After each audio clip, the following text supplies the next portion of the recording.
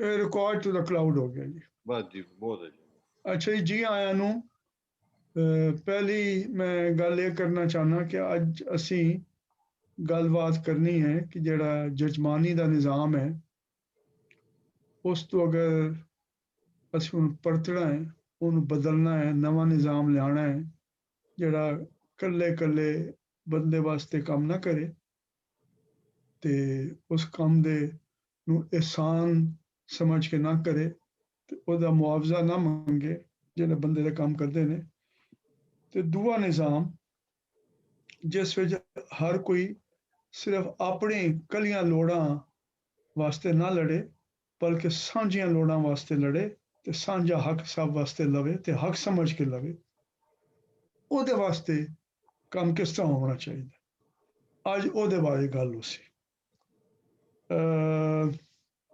मैं तुहाडे नाल तफसील नाल गल करे सां पहले मैं पुछना चाहना असें जेह्ड़े बंदे बैठे हैं कि जिस वेले असें तब्दीली की गल करने पहले आखने हैं जी तब्दीली का यह मतलब होता है लोग सड़कों ते नारे लैंदे हैं जलसे जलूस करते हैं तकरीरां करते हैं कि जी दस्तूर नूं तब्दील किया वञे सब तो पहली तब्दीली तो उत्थे आउंदी है ना दस्तूर हक मनने वंजन लोकां दे कि केड़ा बंदा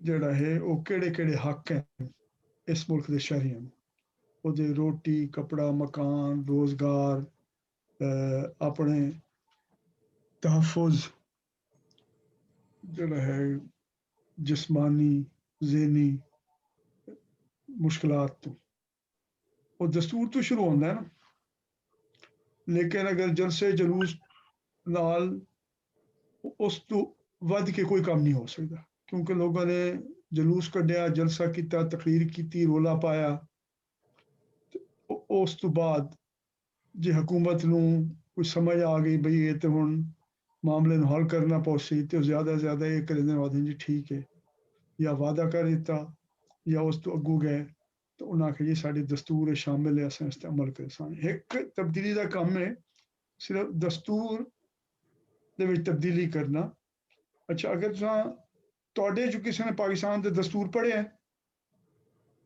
नहीं जी मैं ते ਜਿਹੜਾ ਫੋਟੋ ਦਾ ਦਸਤੂਰ ਸੀ ਉਹ ਇੱਕ ਵਾਰੀ ਪੜਿਆ ਸੀ ਬਹੁਤ ਅਰਸੇ ਹੋਏ अच्छा ਉਹਦੇ ਬਾਅਦ ਨਹੀਂ ਪੜਿਆ हाँ जाहिर है साढ़े च कोई मैं भी नहीं पढ़िया कोई पूरा दस्तूर असी दस्तूर पढ़ना जरूरी नहीं समझते लेकिन मैं ये दसना चाहना कि तब्दीली के काम वास्ते अगर जलसा जलूस करो इंतखाबी मुहिम में हिस्सा लवो पार्टियां के नाल रलो तो ज्यादा से ज्यादा तुम दस्तूर तब्दीली करवा सकते लेकिन दस्तूर बन गया उस साढ़े सारे हक मान लै गल उत्थे तो खत्म नहीं होती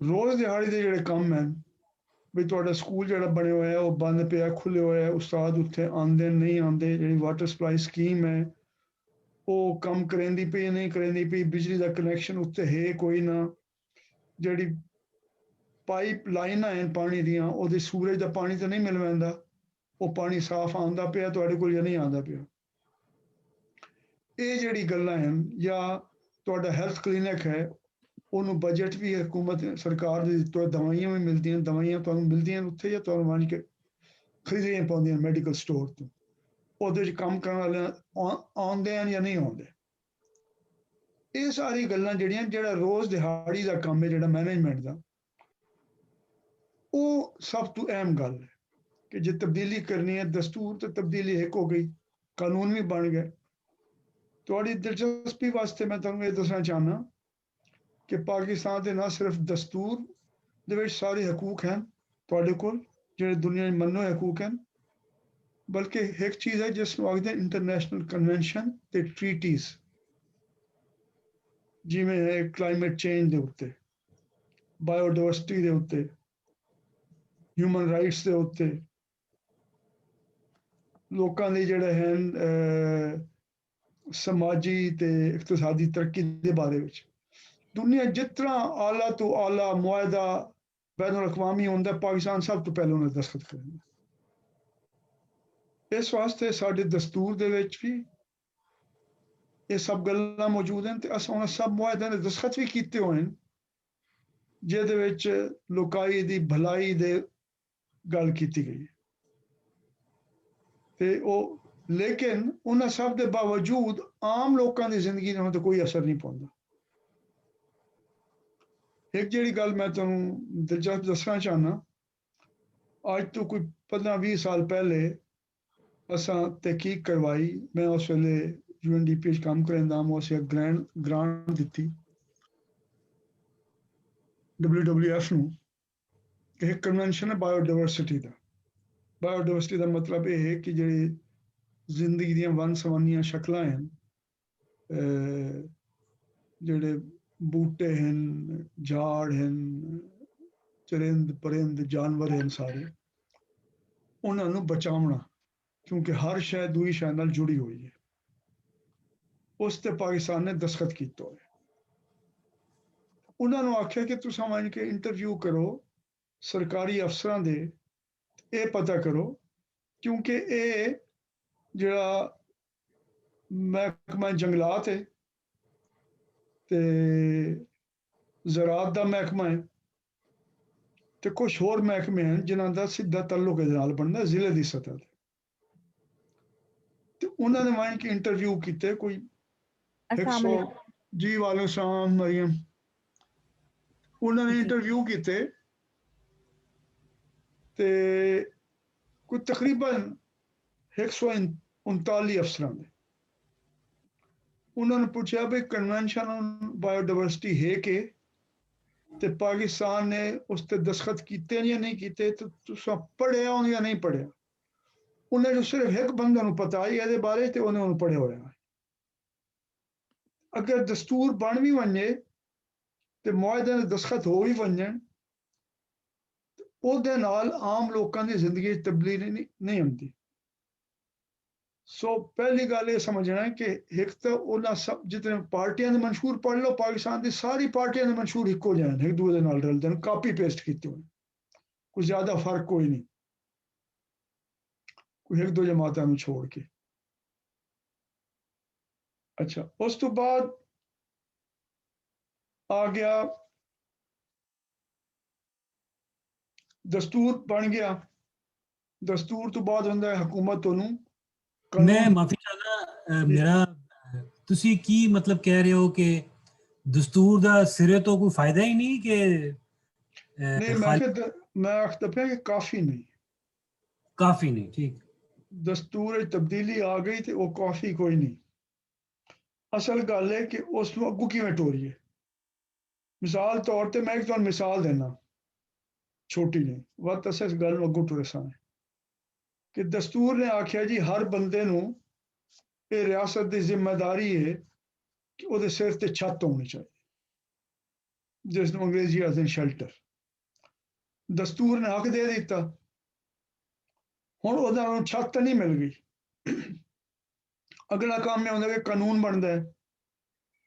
कानून बनता है, ਉਹਦੇ 'ਚ आख्या वैंदा कि बई ਜਿਹੜੇ ਬੰਦਿਆਂ ਕੋਲ घर कोई नहीं, वो अगर कहीं जगह ते बह वैसी कब्जा करके कच्ची आबादी बन वैसी या गैर कानूनी बह वैसी झुग्गी पा के ते जे हुकूमत ਉਹਨੂੰ हटैसी तो ਉਹਨੂੰ ਉਹਦੀ मुतबादल जा देनी पौसी कानूनी तौर ते। एक कानून है या पॉलिसी है, जिवें जनरल मुशर्रफ के जमाने नेशनल शेल्टर पॉलिसी बनी। पहला काम है दस्तूर विच हक दा मन्निया होना, दूजा काम है कानून दे विच ਉਹਦੇ ਉੱਤੇ साफ दसना कि ਇਹਦੇ ਉੱਤੇ अमल किवें होसी जिहड़ा हक मन्निया गया। कानून तो अगली शक्ल ये होंदी है कि एक्ट बनांदी है वफाकी हुकूमत या सूबाई हुकूमतां। जिस तरह 1979 तो बाद शायद एक्ट बनया सिंध दे विच कि सिंध की हुकूमत ने सिंध कच्ची आबादी अथॉरिटी कायम कर दी। एक्ट के जरिए इदारा बन गया, दस्तूर बन गया, कानून बन गया, एक्ट जारी होया, इदारा बन गया।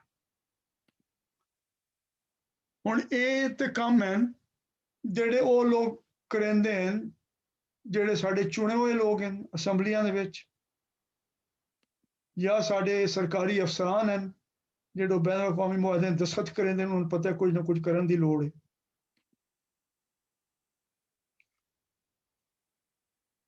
ਤੇ ਇਦਾਰੇ ਬਣ ਗਏ।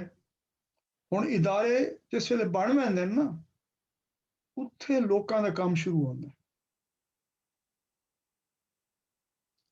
ਇਦਾਰੇ ਬਣਨ ਦੇ ਨਾਲ ਖੁਦ ਬਖੁਦ ਕੰਮ ਨਹੀਂ ਹੋ ਪੈਂਦੇ। ਇਦਾਰੇ ਵੀ ਬਣ ਗਏ, ਅਫਸਰ ਵੀ ਮੁਕਰਰ ਹੋ ਗਏ, ਬਜਟ ਵੀ ਮਿਲ ਗਿਆ ਉਹਨਾਂ ਨੂੰ, ਮੁੜ ਵੀ ਕੰਮ ਨਹੀਂ ਹੁੰਦਾ। ਉਹਦੀ ਕੀ ਵਜ੍ਹਾ ਹੈ? ਇਹਦੇ ਉੱਤੇ ਸਾਰੀ ਗੱਲ ਕਰਨੀ ਕਿ ਇਦਾਰੇ ਜਿਹੜੇ ਬਣੇ ਹੋਏ ਹਨ, ਉਹ ਪਹਿਲੇ ਤੇ ਇਦਾਰੇ ਕਿੱਥੇ ਮੌਜੂਦ ਹਨ, ਉਹਨਾਂ ਦਾ ਬਜਟ ਬਣਾਉਣ ਦਾ ਤਰੀਕਾ ਕੀ ਹੈ, ਬਜਟ ਮਿਲ ਕੇ ਜਿਸ ਵੇਲੇ ਉਹ ਕੰਮ ਕਰਿੰਦੇ ਨੇ ਤੇ ਕਿਹੜੇ ਕਿਹੜੇ ਕੰਮ ਕਰਿੰਦੇ ਨੇ, ਉਸ ਕੰਮ ਵਿੱਚ ਅਟਕਾਂ ਕੀ ਆਉਂਦੀਆਂ, ਇਹਨੂੰ ਸਮਝਣਾ ਕਿ ਉਹ ਕੀ ਹੈ। ਅੱਛਾ, ਜਿਹੜਾ ਆਮ ਲੋਕਾਂ ਦੀ ਜ਼ਿੰਦਗੀ ਨਾਲ ਤਾਲੁਕ ਹੈ, ਜਿਹੜਾ ਮੈਂ ਆਖਿਆ ਕਿ ਪਾਕਿਸਤਾਨ ਨੇ ਬਹੁਤ ਸਾਰੇ ਬੈਨ ਅਲ-ਅਕਵਾਮੀ ਮੁਆਹਦਿਆਂ ਤੇ ਦਸਤਖਤ ਕੀਤੇ ਹਨ, ਉਹਦੇ ਜਿਹੜੀ ਅਹਿਮ ਚੀਜ਼ਾਂ ਹਨ, ਖਾਸ ਤੌਰ ਤੇ ਪਿਛਲੇ ਮਤਲਬ ਇਹ ਜਿਹੜੀ ਸਦੀ ਨਵੀਂ ਸ਼ੁਰੂ ਹੋਈ ਹੈ 2001 ਤੋਂ, ਉਹਦੇ ਦੋ ਸ਼ਾਮਿਲ ਹਨ। ਇੱਕ ਨੂੰ ਆਖਦੇ ਹਨ ਮਿਲੀਨੀਅਮ ਡਿਵੈਲਪਮੈਂਟ ਗੋਲਸ MDGs, ਤੇ ਉਹਦੀ ਨਵੀਂ ਸ਼ਕਲ ਹੈ SDGs ਸਸਟੇਨੇਬਲ ਡਿਵੈਲਪਮੈਂਟ ਗੋਲਸ। ਉਹਦੇ ਬਾਰੇ ਤੁਸੀਂ ਕੁਝ ਸੁਣਿਆ?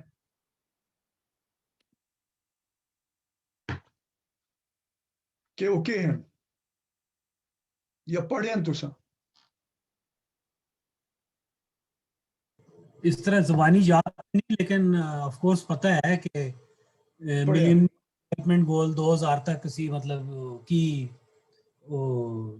किस तरह पावर्टी खत्म करनी है, पोलियो का खात्मा किस तरह करना है, और बीमारियां किस तरह आगे पीछे। हाँ, और मिलेनियम डेवलपमेंट गोल ਜਿਹੜੇ ਉਹ ਬਣੇ ਅਕਵਾਮ ਮੁਤਹਿਦਾ ਦੇ ਜ਼ਰੀਏ। ਉਹਨਾਂ ਨੇ ਆਖਿਆ ਕਿ ਪੂਰੀ ਦੁਨੀਆ ਦੇ ਵਿੱਚ ਜਿਹੜੀ ਹੈ ਗਰੀਬੀ ਨੂੰ, ਨਾ ਬਰਾਬਰੀ ਨੂੰ ਖਤਮ ਕਰਨ ਵਾਸਤੇ ਜਿਹੜੇ ਪਿੱਛੋਂ ਰਹਿ ਗਏ ਮੁਲਕ ਤੇ ਤਬਕੇ ਤੇ ਜਿਹੜਾ ਸਿਨਫਾਂ, ਉਹਨਾਂ ਦੇ ਪਿਛੋਕੜ ਨੂੰ ਦੂਰ ਕਰਨ ਵਾਸਤੇ ਇਹ ਸਾਰੀ ਦੁਨੀਆ ਵਾਸਤੇ ਅਸਾਂ ਬਣਾਏ ਗੋਲ ਜਾਂ ਹਦਫ, ਤੇ ਸਾਰੇ ਮੁਲਕਾਂ ਨੇ ਦਸਤਖਤ ਕੀਤੇ ਕਿ ਅਸਾਂ ਰਲ ਕੇ ਉਹਦੇ ਉੱਤੇ ਕੰਮ ਕਰੇ ਸਾਂ। ਲੇਕਿਨ ਉਹ ਕੰਮ ਤਾਂ ਹੋ ਸਕਦਾ, ਉਹ ਮਿਲੇਨੀਅਮ ਡਿਵੈਲਪਮੈਂਟ ਗੋਲਸ ਉਹ ਗਲੋਬਲ ਗੋਲਸ ਹਨ। ਉਹਦੇ ਵਿੱਚ ਇਸ ਗੱਲ ਨੂੰ ਫਰਕ ਨੂੰ ਸਾਹਮਣੇ ਨਹੀਂ ਰੱਖਿਆ ਗਿਆ ਕਿ ਕਿਹੜਾ ਮੁਲਕ ਕਿਤਨਾ ਅੱਗੂ ਹੈ, ਕਿਤਨਾ ਪਿੱਛੂ ਹੈ, ਕਿਤਨੀ ਸਕਤ ਹੈ ਉਹਦੇ ਵਿੱਚ, ਕਿਹੋ ਜਿਹੇ ਇਦਾਰੇ ਬਣੇ ਹੋਏ ਹਨ, ਕਿਹੋ ਜਿਹੇ ਲੋਕ ਹਨ, ਕਿਹੜੀ ਸੂਝ-ਬੂਝ ਹੈ, ਕਿਤਨੀ ਲੋਕਾਂ ਦੀ ਰਲਤ ਹੁੰਦੀ ਹੈ ਕੰਮ ਦੇ ਵਿੱਚ। ਉਸ ਤੋਂ ਅਲੱਗ ਹੁਣ ਕਿਸੇ ਉਹ ਜਿਹੜੇ ਮਿਲੇਨੀਅਮ ਡਿਵੈਲਪਮੈਂਟ ਗੋਲਸ ਹਨ, ਚੀਨ ਬਹੁਤ ਅੱਗੂ ਰਿਹਾ ਉਹਨਾਂ ਨੂੰ ਪੂਰਾ ਕਰਨ ਵਾਸਤੇ, ਅਸਾਂ ਉਹਨਾਂ ਮੁਲਕਾਂ 'ਚੋਂ ਅਸੀਂ ਜਿਹੜੇ ਬਹੁਤ ਪਿੱਛੋਂ ਰਹੇ। ਲੇਕਿਨ ਮਿਲੇਨੀਅਮ ਡਿਵੈਲਪਮੈਂਟ ਗੋਲ ਨੇ ਵੀ ਇੱਕ ਸਾਡੇ ਵਾਸਤੇ ਮੌਕਾ ਪੈਦਾ ਕਰ ਦਿੱਤਾ, ਇਹਨੂੰ ਬੁਨਿਆਦ ਬਣਾ ਕੇ, ਮਤਲਬ ਹੈ ਕਿ ਹੁਣ ਉਹ 2001 'ਚ ਆਈ, 2015 ਖਤਮ ਵੀ ਹੋ ਗਿਆ, ਉਸ ਤੋਂ ਬਾਅਦ ਸਸਟੇਨੇਬਲ ਡਿਵੈਲਪਮੈਂਟ ਗੋਲਸ ਆ ਗਏ। ਲੇਕਿਨ ਸਾਡੇ ਮੁਲਕ ਵਿੱਚ ਕਿਸੇ ਨੇ ਵੀ ਜਿਹੜੇ ਲੋਕਾਂ ਦੇ ਬਣਾਏ ਹੋਏ ਇਦਾਰੇ ਹਨ, ਉਹਨੂੰ ਤਾਂ ਸਿਵਲ ਸੁਸਾਇਟੀ ਆਖ ਲਓ, NGO ਆਖ ਲਓ, ਸਮਾਜੀ ਤੰਜ਼ੀਮਾਂ ਆਖ ਲਓ, ਜੋ ਆਖ ਲਓ, ਕਿਸੇ ਨੇ ਸਰਕਾਰ ਤੋਂ ਇਹ ਨਹੀਂ ਪੁੱਛਿਆ ਜਾਂ ਆਪਣੇ ਚੁਣੇ ਨੁਮਾਇੰਦਿਆਂ ਤੋਂ ਕਿ ਜੀ ਇਹ ਤਾਂ ਗਲੋਬਲ ਗੋਲਸ ਹਨ, ਇਹਨੂੰ ਨੈਸ਼ਨਲ, ਡਿਸਟ੍ਰਿਕਟ, ਤਹਿਸੀਲ ਗੋਲ ਬਣਾਉਣ ਦਾ ਕੰਮ ਤੁਸੀਂ ਕਿਉਂ ਨਹੀਂ ਸ਼ੁਰੂ ਕੀਤਾ? ਉੱਥੋਂ ਦੇ ਲੋਕਾਂ ਨੂੰ ਰਲਾ ਕੇ ਇਸ ਦੇ ਉੱਤੇ ਗੱਲਬਾਤ ਕਿਉਂ ਨਹੀਂ ਕੀਤੀ? ਉਹਨਾਂ ਕੋਲ ਪੁੱਛਿਆ ਕਿਉਂ ਨਹੀਂ ਵੀ ਕਿੱਥੇ ਖਲੋਤੇ ਆ, ਅਟਕਾਂ ਸਾਡੀਆਂ ਕੀ ਹਨ, ਇਸ ਤੋਂ ਨਿਕਲਣਾ ਕਿਵੇਂ, ਅੱਗੋਂ ਕਿਵੇਂ ਬਣਨਾ? ਇਹ ਗੱਲ ਹੈ। ਹੁਣ ਮੈਂ ਤੁਹਾਨੂੰ ਮਿਸਾਲ ਦਿੱਤੀ ਆਈ ਕਿ ਸਿਰ ਤੇ ਛੱਤ ਦੀ, ਕਿ ਦਸਤੂਰ ਵਿੱਚ ਵੀ ਗੱਲ ਆ ਗਈ, ਕਾਨੂੰਨ ਵਿੱਚ ਵੀ ਆ ਗਈ, ਪਾਲਿਸੀ ਵੀ ਕੌਮੀ ਬਣ ਗਈ, ਐਕਟ ਵੀ ਬਣ ਗਿਆ, ਤੇ ਸਿੰਧ ਕੱਚੀ ਆਬਾਦੀ ਅਥਾਰਟੀ ਕਾਇਮ ਵੀ ਹੋ ਗਈ। ਇਹ ਮਿਸਾਲ ਵਾਸਤੇ ਮੈਂ ਗੱਲ ਕਰਨਾ ਪਿਆ ਇਸ ਵਾਸਤੇ ਕਿ ਕਰਾਚੀ ਦੀ ਇਸ ਵਕਤ ਅੰਦਾਜ਼ਾ ਇਹ ਹੈ ਕਿ 2 ਕਰੋੜ ਆਬਾਦੀ ਹੈ, ਇਹ ਸ਼ਾਇਦ ਉਸ ਤੋਂ ਜ਼ਿਆਦਾ ਹੋ ਸੀ। ਉਹਦੇ 'ਚ ਅੱਧੇ ਲੋਕ ਕੱਚੀ ਆਬਾਦੀਆਂ ਜਾਂਦੇ, 50%। ਤੇ ਕੱਚੀ ਆਬਾਦੀ ਦਾ ਕੋਈ ਤੁਹਾਨੂੰ ਪਤਾ ਹੈ ਕਿ ਮਤਲਬ ਹੈ? ਮਰੀਮ ਤੂੰ ਦੇਰ ਨਾਲ ਆਈ ਅੱਜ ਦੱਸ ਕੱਚੀ ਆਬਾਦੀ ਕਿਉਂ ਹੁੰਦੀ? ਜੀ ਕੱਚੀ ਆਬਾਦੀ ਜਿਹੜੀ ਸ਼ਹਿਰਾਂ ਤੋਂ ਬਾਹਰ ਆਬਾਦੀ ਹੁੰਦੀ ਹੈ, ਜਿਹਦੇ ਵਿੱਚ ਜ਼ਿਆਦਾਤਰ ਲੋਕੀ ਝੁੱਗੀਆਂ ਦੇ ਵਿੱਚ ਰਹਿੰਦੇ ਨੇ। ਸ਼ਹਿਰਾਂ ਤੋਂ ਬਾਹਰ ਨਹੀਂ, ਇਹ ਕਰਾਚੀ ਤੇ ਕਰਾਚੀ ਦੇ ਵਿੱਚ ਰਹਿੰਦੇ ਨੇ 50%। ਅੱਛਾ, ਕਰਾਚੀ ਦੇ ਵਿੱਚ ਹੀ ਹੈ। ਹਾਂ, ਤੇ ਦੂਆ ਕੱਚੀ ਤੋਂ ਮੁਰਾਦ ਕੱਚੇ ਘਰ ਨਹੀਂ ਬਈ ਮਿੱਟੀ ਦੇ ਬਣੇ ਹੋਏ, ਮੈਂ ਇਸ ਵਾਸਤੇ ਜੀ। ਪੁੱਛਿਆ। ਕੱਚੀ ਅੱਛਾ ਤੋਂ ਮੁਰਾਦ ਹੈ कागज कच्चा है, क्योंकि ये सरकार की जमीन पे लोग सब कब्जा करके बैठे हैं, कब्जा कच्चा है। ਅੱਛਾ ਅੱਛਾ, उन्होंने ਆਮ कागज ਸੌਰੀ, नहीं मिले। ਮੈਂ ਤੇ ਬਹੁਤ ਹੀ ਲਿਟਰਲ ਲੈ ਲਿਆ। कच्चा कब्जा कच्चा, कागज नहीं मिले कानूनी तौर पे। ਜੀ और जिस वेले चाहे सरकार कट सकती है बहाना बना के जी तुसा गैर कानूनी बैठे हो, ਤਾਂ ਉਹਨੂੰ ਕੱਚੀ ਆਬਾਦੀ ਆਖਦੇ ਨੇ ਕਿ ਕੰਮ ਕੱਚਾ, ਹਾਲਾਂਕਿ ਹੈ ਪੱਕਾ। ਉਹ ਬੜੇ ਮੁਸ਼ਕਿਲ ਆ, ਉਹਨੂੰ ਵੱਧ ਕੱਢਿਆ ਨਹੀਂ ਮਾਰ ਸਕਦੇ। ਜਿੱਥੇ 1 ਕਰੋੜ ਬੰਦਾ ਬੈਠਾ ਹੋਵੇ, 1 ਕਰੋੜ ਜੀ, ਨੂੰ ਕਿੱਥੋਂ ਸੋ ਕਿੱਥੇ ਲੈ ਵੈਸੋ, ਠੀਕ। ਇੱਕ ਜੀ, ਦੋ ਜੀ। ਜਿੱਥੇ ਉਹਨਾਂ ਦਾ ਦਾ ਲੱਗਵੇਂ ਤਾਂ ਉਹ ਕਢੇਂਦੇ ਰਹਿੰਦੇ ਨੇ, ਉਹਦੀ ਕਹਾਣੀ ਸਿਰਸਾ। ਲੇਕਿਨ ਕੱਚੀ ਆਬਾਦੀ ਜਿਹੜੀ ਹੈ ਉਹ ਹੁਣ ਤੁਸੀਂ ਆਖ ਦਿੱਤਾ ਜੀ ਕਿ ਕੱਚੀ ਆਬਾਦੀ ਬਣ ਗਈ, ਅਥਾਰਟੀ ਵੀ ਬਣ ਗਈ, ਕੰਮ ਕਿਉਂ ਨਹੀਂ ਹੁੰਦਾ ਪਿਆ? इदारे हर शहर के बने हुए, कानून भी बने, बजट भी होता है, काम क्यों नहीं होता?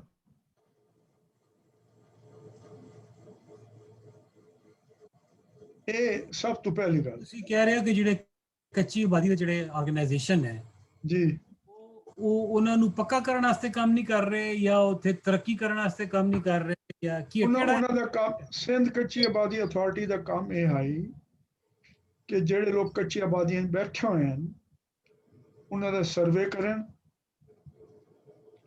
ਤੇ ਤਰੀਕਾ ਦੱਸਣ ਕਿ ਉਹਨਾਂ ਨੂੰ ਕਾਨੂੰਨੀ ਹੱਕ ਦਿੱਤਾ ਵੰਜੇ, ਉਹਨਾਂ ਨੂੰ ਕਾਨੂੰਨੀ ਸ਼ਕਲ ਦੇਵਣ ਦਾ, ਤਾਂ ਕਿ ਉਹਨਾਂ ਨੂੰ ਪੱਕੀ ਮਲਕੀਅਤ ਮਿਲ ਵੰਜੇ ਉਸ ਜਗ੍ਹਾ ਦੀ। ਨਾਲ ਉਹਨੂੰ ਡਿਵੈਲਪ ਕਰਨਾ ਕਿ ਉੱਥੇ ਸੈਨੀਟੇਸ਼ਨ ਹੋਵੇ, ਪਾਣੀ ਹੋਵੇ, ਬਾਕੀ ਸਹੂਲਤਾਂ ਜਿਹੜੀਆਂ ਰਹਿਣ ਵਾਸਤੇ ਹੁੰਦੀਆਂ, ਇਹ ਦੋ ਕੰਮ ਕਰਨਾ, ਇਹ ਉਹਨਾਂ ਦਾ ਜ਼ਿੰਮਾ ਹੈ। ਠੀਕ, ਕੰਮ ਹੋਇਆ ਕਿਉਂ ਨਹੀਂ? 5 ਸਾਲ ਤੱਕ ਕੁਝ ਨਹੀਂ ਹੋਇਆ। ਇਹ ਤੁਸੀਂ ਬਹੁਤ ਸਾਰੇ ਸਰਕਾਰੀ ਮਹਿਕਮੇ ਮੰਨੋ, ਸਿਰਫ ਕੱਚੀ ਆਬਾਦੀ ਨਹੀਂ, ਕਦਾਈ ਤੁਹਾਨੂੰ ਮੌਕਾ ਮਿਲੇ ਤਾਂ ਆਪਣੇ ਜ਼ਿਲ੍ਹੇ ਦੇ ਕਿਸੇ ਦਫ਼ਤਰ ਵਿੱਚ ਚਲੇ ਵੰਜਣਾ, ਪਾਣੀ ਦੇ, ਸੈਨੀਟੇਸ਼ਨ ਦੇ, ਦੂਏ ਮਹਿਕਮੇ ਵਿੱਚ, ਤੇ ਤੁਹਾਨੂੰ ਪਤਾ ਚੱਲਸੀ ਆਮ ਤੌਰ ਤੇ ਕਿ ਜਿਹੜਾ ਬਜਟ ਹੈ ਨਾ ਉਹ ਜੂਨ ਦੇ ਵਿੱਚ ਖਤਮ ਹੋਣਾ ਹੁੰਦਾ ਤੇ ਉਹ ਮਈ ਜੂਨ ਦੇ ਮਹੀਨੇ ਖਰਚ ਕਰਨਾ ਸ਼ੁਰੂ ਕਰ ਦਿੰਦੇ, ਜ਼ਿਆਦਾ ਹਿੱਸਾ ਬਜਟ ਦਾ, ਜ਼ਿਆਦਾ ਸਾਲ ਉਹ ਲੈ ਕੇ ਬੈਠੇ ਰਹਿੰਦੇ। ਇਹਦੀ ਕੀ ਵਜ੍ਹਾ ਹੈ?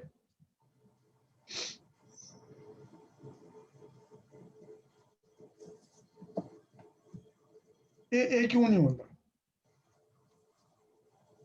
ਮਸਲਨ ਰਿਲੀਜ਼ ਹੋ ਜਾਂਦਾ ਹੈ ਲੇਕਿਨ ਇਸਤੇਮਾਲ ਨਹੀਂ ਕਰਦੇ। ਹਾਂ, ਪੈਸੇ ਹੁੰਦੇ ਨੇ, ਮਤਲਬ 30 ਸਾਲਾਂ ਦੇ ਲੋਕਾਂ ਨੇ ਬਜਟ ਦਾ ਤਰਜੀਹ ਕੀਤਾ ਜਿਹੜਾ ਸੋਸ਼ਲ ਸੈਕਟਰ ਦਾ ਬਜਟ, ਉਹਨਾਂ 30 ਸਾਲਾਂ ਵਿੱਚ 50% ਤੋਂ ਜ਼ਿਆਦਾ ਖਰਚ ਹੀ ਨਹੀਂ ਹੁੰਦਾ ਸਾਲ ਦੇ ਵਿੱਚ। ਤੁਸੀਂ ਬੇਸ਼ੁਮਾਰ ਜਿਹੜੇ ਹਨ ਨਾਅਰੇਬਾਜ਼ ਲੋਕ सरकारी तंजीम आते जी बजट बढ़ाया जाए, 2% है, 4% किया जाए, भाई वो जड़ा है वो जितना फीसद है वो पूरा खर्च नहीं होता पिया। और थोड़ा एक जड़ा है ना मेरे ख्याल एक बहुत बड़ा रीजन जड़ा है, बड़ा नहीं, बड़ा है कि छोटा है मैंने नहीं पता, लेकिन एक रीजन जो मेरा ज़हन च आंदा है जड़ा अक्सर साडे सरकारी महकमे वगैरह जिन्ने भी ने, बेशक वो सिंध कच्ची आबादी होवे या साडी ब्यूरोक्रेसी होवे, मिनिस्ट्री ऑफ फाइनेंस होवे, भावें कोई भी होवे, सर एक कैपेसिटी का बड़ा मसला है। क्या मतलब? कैपेसिटी कि किस तरह असी उस मसलन कोई इमदाद मिलती है तो उन्होंने किस तरह असी, तुसी एक अपने शुरू के लैक्चरां च दस्सिया भी सी बड़ी एक वो 3 ਜਿਹੜੀਆਂ ਤੁਸੀਂ ਲੇਅਰਸ ਦਸੀਆਂ ਸਨ ਕਿ ਵੀ ਤੁਹਾਨੂੰ ਏਡ ਤੇ ਮਿਲ ਜਾਂਦੀ ਹੈ ਪਰ ਉਹਨੂੰ ਅੱਛੇ ਤਰੀਕੇ ਨਾਲ ਇਫੈਕਟਿਵਲੀ ਕੰਜ਼ਿਊਮ ਕਰਨ ਨਾਲ ਤੁਹਾਡੇ ਵਾਸਤੇ ਮਤਲਬ ਕੀ ਕਮੀਆਂ ਨੇ ਉਹਨਾਂ ਚੀਜ਼ਾਂ 'ਚ। अच्छा जी, ਹੁਣ ਆਦਮ ਮਰੀਮ ਤੁਸੀਂ ਉਮਰ 3 ਬੈਠੇ ਹੋ, ਮੈਨੂੰ ਦੱਸੋ ਕੈਪੈਸਿਟੀ ਸਭ ਤੋਂ ਪਹਿਲੀ ਸ਼ੈ ਕੀ ਹੁੰਦੀ? ਕੈਪੈਸਿਟੀ ਜੀ ਮੈਨੂੰ ਤਾਂ ਲੱਗਦਾ ਹੈ ਪੈਸੇ ਅਬਜ਼ੌਰਬ ਕਰਨੇ ਦੀ ਕੈਪੇਬਿਲਿਟੀ, ਕਿ ਤੁਹਾਡੇ ਕੋਲ ਉਹ ਕੋਈ ਕੰਮ ਹੋਏ ਜਿਹੜਾ ਜਾਂ ਲੋਕੀ ਹੋਣ ਕਿ ਤੁਸੀਂ ਕੋਈ ਪ੍ਰੋਜੈਕਟ ਨੂੰ ਇਫੈਕਟਿਵਲੀ ਪੈਸੇ ਲਾ ਕੇ ਕੁਝ ਉਹਨੂੰ ਇੰਪਲੀਮੈਂਟ ਕਰ ਸਕੋ? ਬਈ ਮਹਿਕਮਾ ਵੀ ਹੈ, ਕੰਮ ਵੀ ਹੈ, ਬੰਦੇ ਵੀ ਹਨ, ਪੈਸਾ ਵੀ ਹੈ, ਪਾਲਿਸੀ ਵੀ ਹੈ। ਮੈਂ ਤੁਹਾਨੂੰ ਦੱਸਿਆ 50% ਤੋਂ ਜ਼ਿਆਦਾ ਪੈਸੇ ਤੁਹਾਡੇ ਜਿਹੜੇ ਸਰਕਾਰੀ ਅਫਸਰਾਨ ਹਨ ਨਾ, ਇਹ ਆਪਣੀ ਤਾਲੀਮ ਦੇ ਲਿਹਾਜ਼ ਨਾਲ ਇਹ ਦੁਨੀਆ ਦੇ ਅਫਸਰਾਨ ਦੇ ਬਰਾਬਰ ਹਨ। ਜੀ बेहतरीन यूनिवर्सिटियां ने पढ़े हुए हैं, मुकाबले के इम्तिहान हुकूमत आए, कई 12वीं पढ़ के आए, अंग्रेजी पंजाबी तो भी वध बोलने की कोशिश करेंगे या अपनी जबाना तो कि कैपेसिटी किथे थोड़ किथे।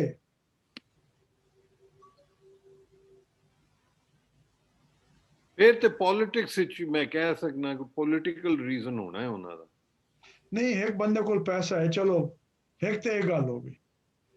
ये जी एक अफसर बैठो है, वो महकमा भी है, वो इख्तियार भी हैं, वो पैसा भी है, पॉलिसी भी है, ठीक है। जी अच्छा उन्हें कुछ नहीं किया। तुसां ते मैं जेह्ड़े शरीफ शहरी हैं असां केह् कीता? साढ़े च केह्ड़ी शै दी थोड़? ਸਰ ਉਹੀ ਨਾ ਤੁਸੀਂ ਦੱਸਿਆ ਸੀ ਕਿ ਐਡਮਿਨਿਸਟ੍ਰੇਸ਼ਨ ਇਨਫਰਾਸਟ੍ਰਕਚਰ ਹੋਣਾ ਚਾਹੀਦਾ ਹੈ, ਸੋਸ਼ਲ ਇਨਫਰਾਸਟ੍ਰਕਚਰ ਹੋਣਾ ਚਾਹੀਦਾ ਹੈ ਤੇ नहीं ਪੋਲੀਟੀਕਲ। वो तो ठीक है, लेकिन उमर मैं एक इलाके च रौह्ना, अस हुण सारे बैठे हैं ना, साढ़े इलाके विच फर्ज कीता कि पानी जेह्ड़ा आंदा साढ़े घरां च, वो सानूं पता है कि ये पानी जेह्ड़ा है ना ये आलूदा है, ये साफ कोई नहीं, पीवन दे काबिल कोई नहीं। असां अपने ड्राइवर, चौकीदार, बावर्ची, माली नूं तो वो भी लैने, अपने वास्ते असां पानी दी बोतलां खरीदणियां शुरू कर दित्ती। जी इत्थे केह्ड़ी शै दी कमी है? मतलब असां क्यों नहीं गए अपने इलाके च? पता क्यों नहीं किया कि वाटर सप्लाई स्कीम है कित्थे? हुण इत्थे मैं कनेडा च बैठा, असां जेह्ड़ी टूटी है ना साडे किचन दी, ओनू खोल के पानी पीने, कोई बोतलां नहीं खरीद करें। पाकिस्तान च इ'यां होंदा ही, मेरे छोटे होंदे मैं असें नलके तो गेड़ के पींदे असें, कोई बोतलां वगैरह कोई ना होंदी। हुण असें सारे बड़े पढ़े लिखे हैं, बाशऊर हैं, असां क्यों नहीं मान के अपनी कमेटी को पुछदे कि भाई पानी साफ क्यों नहीं मिलता? भाई पानी का बिल भी देने असां सब। ये केह्ड़ी शै दी कमी रह गई? ਇਹਦੇ ਵਾਸਤੇ ਗੈਰ ਮੁਲਕੀ ਇਮਦਾਦ ਚਾਹੀਦੀ ਹੈ। ਨਹੀਂ ਚਾਹੀਦੀ। ਇਹ ਮੈਨੂੰ ਦੱਸੋ ਨਾ, ਗੱਲ ਇਹ ਹੈ कि सब तो पहली गल है ये तबलीगी जमात वाले आंदे ना, वो आके अपने लोग हर बुआ खड़काते हैं, लोगों को पूछते हैं भाई आज शाम को मगरिब के बाद जिक्र होगा तो आप आ जाएं। तो मेरे जैसे बंदे सारे हर कोई आते कि मुझे फलाना काम है, ये है वो है, मैं नहीं आ सकता। मैं उन लोग वो दिल नहीं दुखावना चाहते, साफ नहीं आते नहीं जी मैं नहीं आना। उन्होंने वास्ते बड़ा तरीका है, आते भाई आप इरादा तो करें, मैं नहीं वो तो बाहर की गल है। पहले अपने आप को फरोलो कि मेरी नीयत भी है कुछ करने दी या नहीं। नीयत करे तो बंदा राह लभदा है ना। हुण मैं इल्जाम नहीं लाना चाहता कि साडी नीयत है खोट है। गल ये है कि असां नाउमीद हो चुके हैं, पढ़े लिखे भी अनपढ़ भी, सानू कोई उम्मीद नहीं रही कि कुछ हो सकता है। हुण इत्थे मैं एक होर गल लैके आउणा चाहना, गल नूं अग्गों टोरन तो पहले। तुसां बहुत जगह पढ़िया हो सी ते बहुत जगह दोहराया भी हो सी ते बड़े बड़े मुकर्रिरीन के नॉलेज इज पावर। जी अच्छा इल्म दे नाल बड़ी ज्यादती होंदी, बड़ी बड़ी लोग गल्लां इल्म दे बारे करदे, इहनूं जरा अगर परतो ਉਹਦਾ मतलब ਇਹ ਹੈ कि what doesn't empower you is not knowledge। असां आने भाई इल्म ताकत है, जे असां ना ताकत हो गए इल्म हासिल करके तो ਇਹਦਾ मतलब साढ़ा इल्म बेकार है जो असां हासिल करेंदे रहे। ਉਹਦਾ ਤਾਲੁਕ ਇਲਮ ਦੇ ਨਾਲ ਵੀ ਹੈ, ਉਹਦਾ ਤਾਲੁਕ ਉਮੀਦ ਦੇ ਨਾਲ ਵੀ ਹੈ, ਉਹਦਾ ਤਾਲੁਕ ਤੁਹਾਡੇ ਆਪਣੇ ਇਰਾਦੇ ਨਾਲ ਵੀ ਹੈ। ਇਸ ਨੂੰ ਆਖਦੇ ਨੇ ਏਜੰਸੀ। ਉਮਰ ਉਹ ਜਿਹੜੀ ਗੱਲ ਹੈ ਨਾ ਇਨਫਰਾਸਟ੍ਰਕਚਰ ਦੀ, ਉਹ ਅਗਲਾ ਕਦਮ ਹੈ। ਪਹਿਲੇ ਏਜੰਸੀ ਹੈ ਕਿ ਤੁਹਾਡੀ ਨੀਅਤ ਹੋਵੇ, ਤੁਹਾਡੇ ਕੋਲ ਇਲਮ ਹੋਵੇ ਕਿ ਉਹਨੂੰ ਕੰਮ ਕਿਸ ਤਰੀਕੇ ਨਾਲ ਕਰਨਾ ਹੈ, ਤੇ ਤੁਹਾਡੇ ਕੋਲ ਸਕਤ ਹੋਵੇ। ਉਹਦੀ ਥੋੜ ਹੈ। ਸਭ ਤੋਂ ਪਹਿਲੇ ਇਹ ਹੈ ਕਿ ਅਸਾਂ ਉਮੀਦ ਨਾ ਹੋਣ ਦੀ ਵਜ੍ਹਾ ਤੋਂ ਅਸਾਂ ਆਪਣੀ ਨੀਅਤਾਂ ਬਦਲ ਲਈਆਂ। ਅਸਾਂ ਕਿ ਯਾਰ ਇਹ ਹੋ ਹੀ ਨਹੀਂ ਸਕਦਾ, ਇਸ ਤੇ ਲਾਨਤ ਪਾਓ। ਹੁਣ ਮੈਂ ਤੁਹਾਨੂੰ ਇੱਕ ਛੋਟਾ ਜਿਹਾ ਦਿਲਚਸਪ ਵਾਕਿਆ ਬਿਲਕੁਲ ਹੋਰ ਹਵਾਲੇ ਨਾਲ ਦੱਸਣਾ ਚਾਹੁੰਦਾ ਕਿ ਨੀਅਤ ਕਿਤਨੀ ਅਹਿਮ ਹੈ। ਇਸ ਨੂੰ ਅਸਾਂ ਬੜੀ ਆਸਾਨੀ ਨਾਲ ਅਸਾਂ ਮਿੱਟੀ ਛਿੱਟੀ ਛੰਡ ਕੇ ਆਪਣੇ ਕੱਪੜਿਆਂ ਤੋਂ ਆਰਾਮ ਨਾਲ ਬਹਿ ਗਏ, ਕੁਝ ਹੋ ਨਹੀਂ ਸਕਦਾ, ਮੈਂ ਤਾਂ ਬੜੀ ਜ਼ਿੰਮਾ ਹਾਂ। ਸਭ ਤੋਂ ਪਹਿਲੇ ਆਪਣੇ ਆਪ ਨੂੰ ਮਾਫ ਕਰਨਾ ਹੁੰਦਾ। ਇੱਕ ਮੈਨੂੰ ਬੰਦੇ ਨੇ ਵਾਕਿਆ ਸੁਣਾਇਆ ਬੜਾ ਦਿਲਚਸਪ, ਹਜ਼ਰਤ ख्वाजा मोइनुद्दीन चिश्ती ਦੇ ਬਾਰੇ ਚ, ਜਿਹਨਾਂ ਨੂੰ ਸੂਫੀ ਸਿਲਸਿਲੇ ਦੇ ਲੋਕ ਸ਼ੇਖ ਉਲ ਹਿੰਦ ਆਖਦੇ ਨੇ। 20 ਸਾਲ ਦੀ ਉਮਰ ਆ ਗਏ ਰਾਜਸਥਾਨ ਦੇ ਰੇਗਿਸਤਾਨ ਵਿੱਚ ਆ ਕੇ ਬਹਿ ਕੇ ਉਹਨਾਂ ਦੇ ਬਾਰੇ ਆਖਿਆ ਮੈਂ ਕਿ ਉਹਨਾਂ ਦੇ ਮੁਰਸ਼ਿਦ ਉਹਨਾਂ ਨੂੰ ਆਖਿਆ ਕਿ ਉਹ ਉਹਨਾਂ ਦੇ ਪਿਆਰੇ ਹਨ ਆਪਣੇ ਮੁਰਸ਼ਿਦ। ਉਹਨਾਂ ਆਖਿਆ ਕੱਲ ਸਵੇਰ ਦੀ ਫਜਰ ਦੀ ਨਮਾਜ਼ ਤੇ ਨਾ ਮੈਂ ਆਪਣੇ ਖਲੋਣਾ ਚੁਬਾਰੇ ਦੇ ਉੱਤੇ, ਉਸ ਵੇਲੇ ਮੈਂ ਦੁਆ ਕਰਨੀ ਹੈ ਤੇ ਤੂੰ ਆ ਵੰਨੇ ਉਥਾਂ ਤੱਲੇ ਜਰੋਕੇ ਦੇ ਤੱਲੇ ਖਲੋ ਵੰਨੇ। ਜਿਹੜਾ ਬੰਦਾ ਵੀ ਉਸ ਵੇਲੇ ਦੁਆ ਸ਼ਾਮਿਲ ਹੋ ਸੀ ਨਾ ਉਹ ਜन्नत ਵਿੱਚ ਵੈਸੀ। ਤੂੰ ਸਵੇਰੇ ਨਾਲ ਕੱਲ ਜਿਹੜਾ ਨਾ ਉਹ ਆ ਵੰਨਾ, ਮੈਂ ਦੁਆ ਮੰਗਸਾਂ ਤੇ ਤੂੰ ਇਥਾਂ ਹੀ ਖਲੋਵੇਂ, ਲੇਕਿਨ ਤੂੰ ਕਿਸੇ ਨੂੰ ਦੱਸਣਾ ਕੋਈ ਨਹੀਂ। ਹੁਣ ਮੁਰਸ਼ਿਦ ਦਾ ਹੁਕਮ ਜਿਹੜਾ ਹੈ ਨਾ ਇਹ ਸੂਫੀ ਸਿਲਸਿਲੇ ਇਹ ਸਭ ਤੋਂ ਵੱਧ ਹੁੰਦਾ। ਅੱਲਾ ਤੋਂ ਬਾਅਦ ਨਬੀ ਤੋਂ ਬਾਅਦ ਮੁਰਸ਼ਿਦ। ਉਸ ਉਹ ਬੇਅਦਬੀ ਜਿਹੜੀ ਹੈ ਨਾ ਉਹ ਬਹੁਤ ਵੱਡੀ ਬੇਅਦਬੀ ਹੁੰਦੀ ਨਾ ਮੰਨਣਾ। ਉਹ ਅਗਲੇ ਦਿਨ ਜਿਸ ਵੇਲੇ ਉਹਨਾਂ ਦੇ ਮੁਰਸ਼ਿਦ ਆਏ ਜਰੋਕੇ ਦੇ, ਪੂਰਾ ਸ਼ਹਿਰ ਥੱਲੇ ਇਕੱਠਾ ਖਲੋਤਾ। ਉਹਨੇ ਖੈਰ ਦੁਆ ਕੀਤੀ, ਲੋਕ ਚਲੇ ਗਏ। ਉਹਨਾਂ ਆਖਿਆ मोइनुद्दीन ਮੈਂ ਤੈਨੂੰ ਆਖਿਆ ਆਈ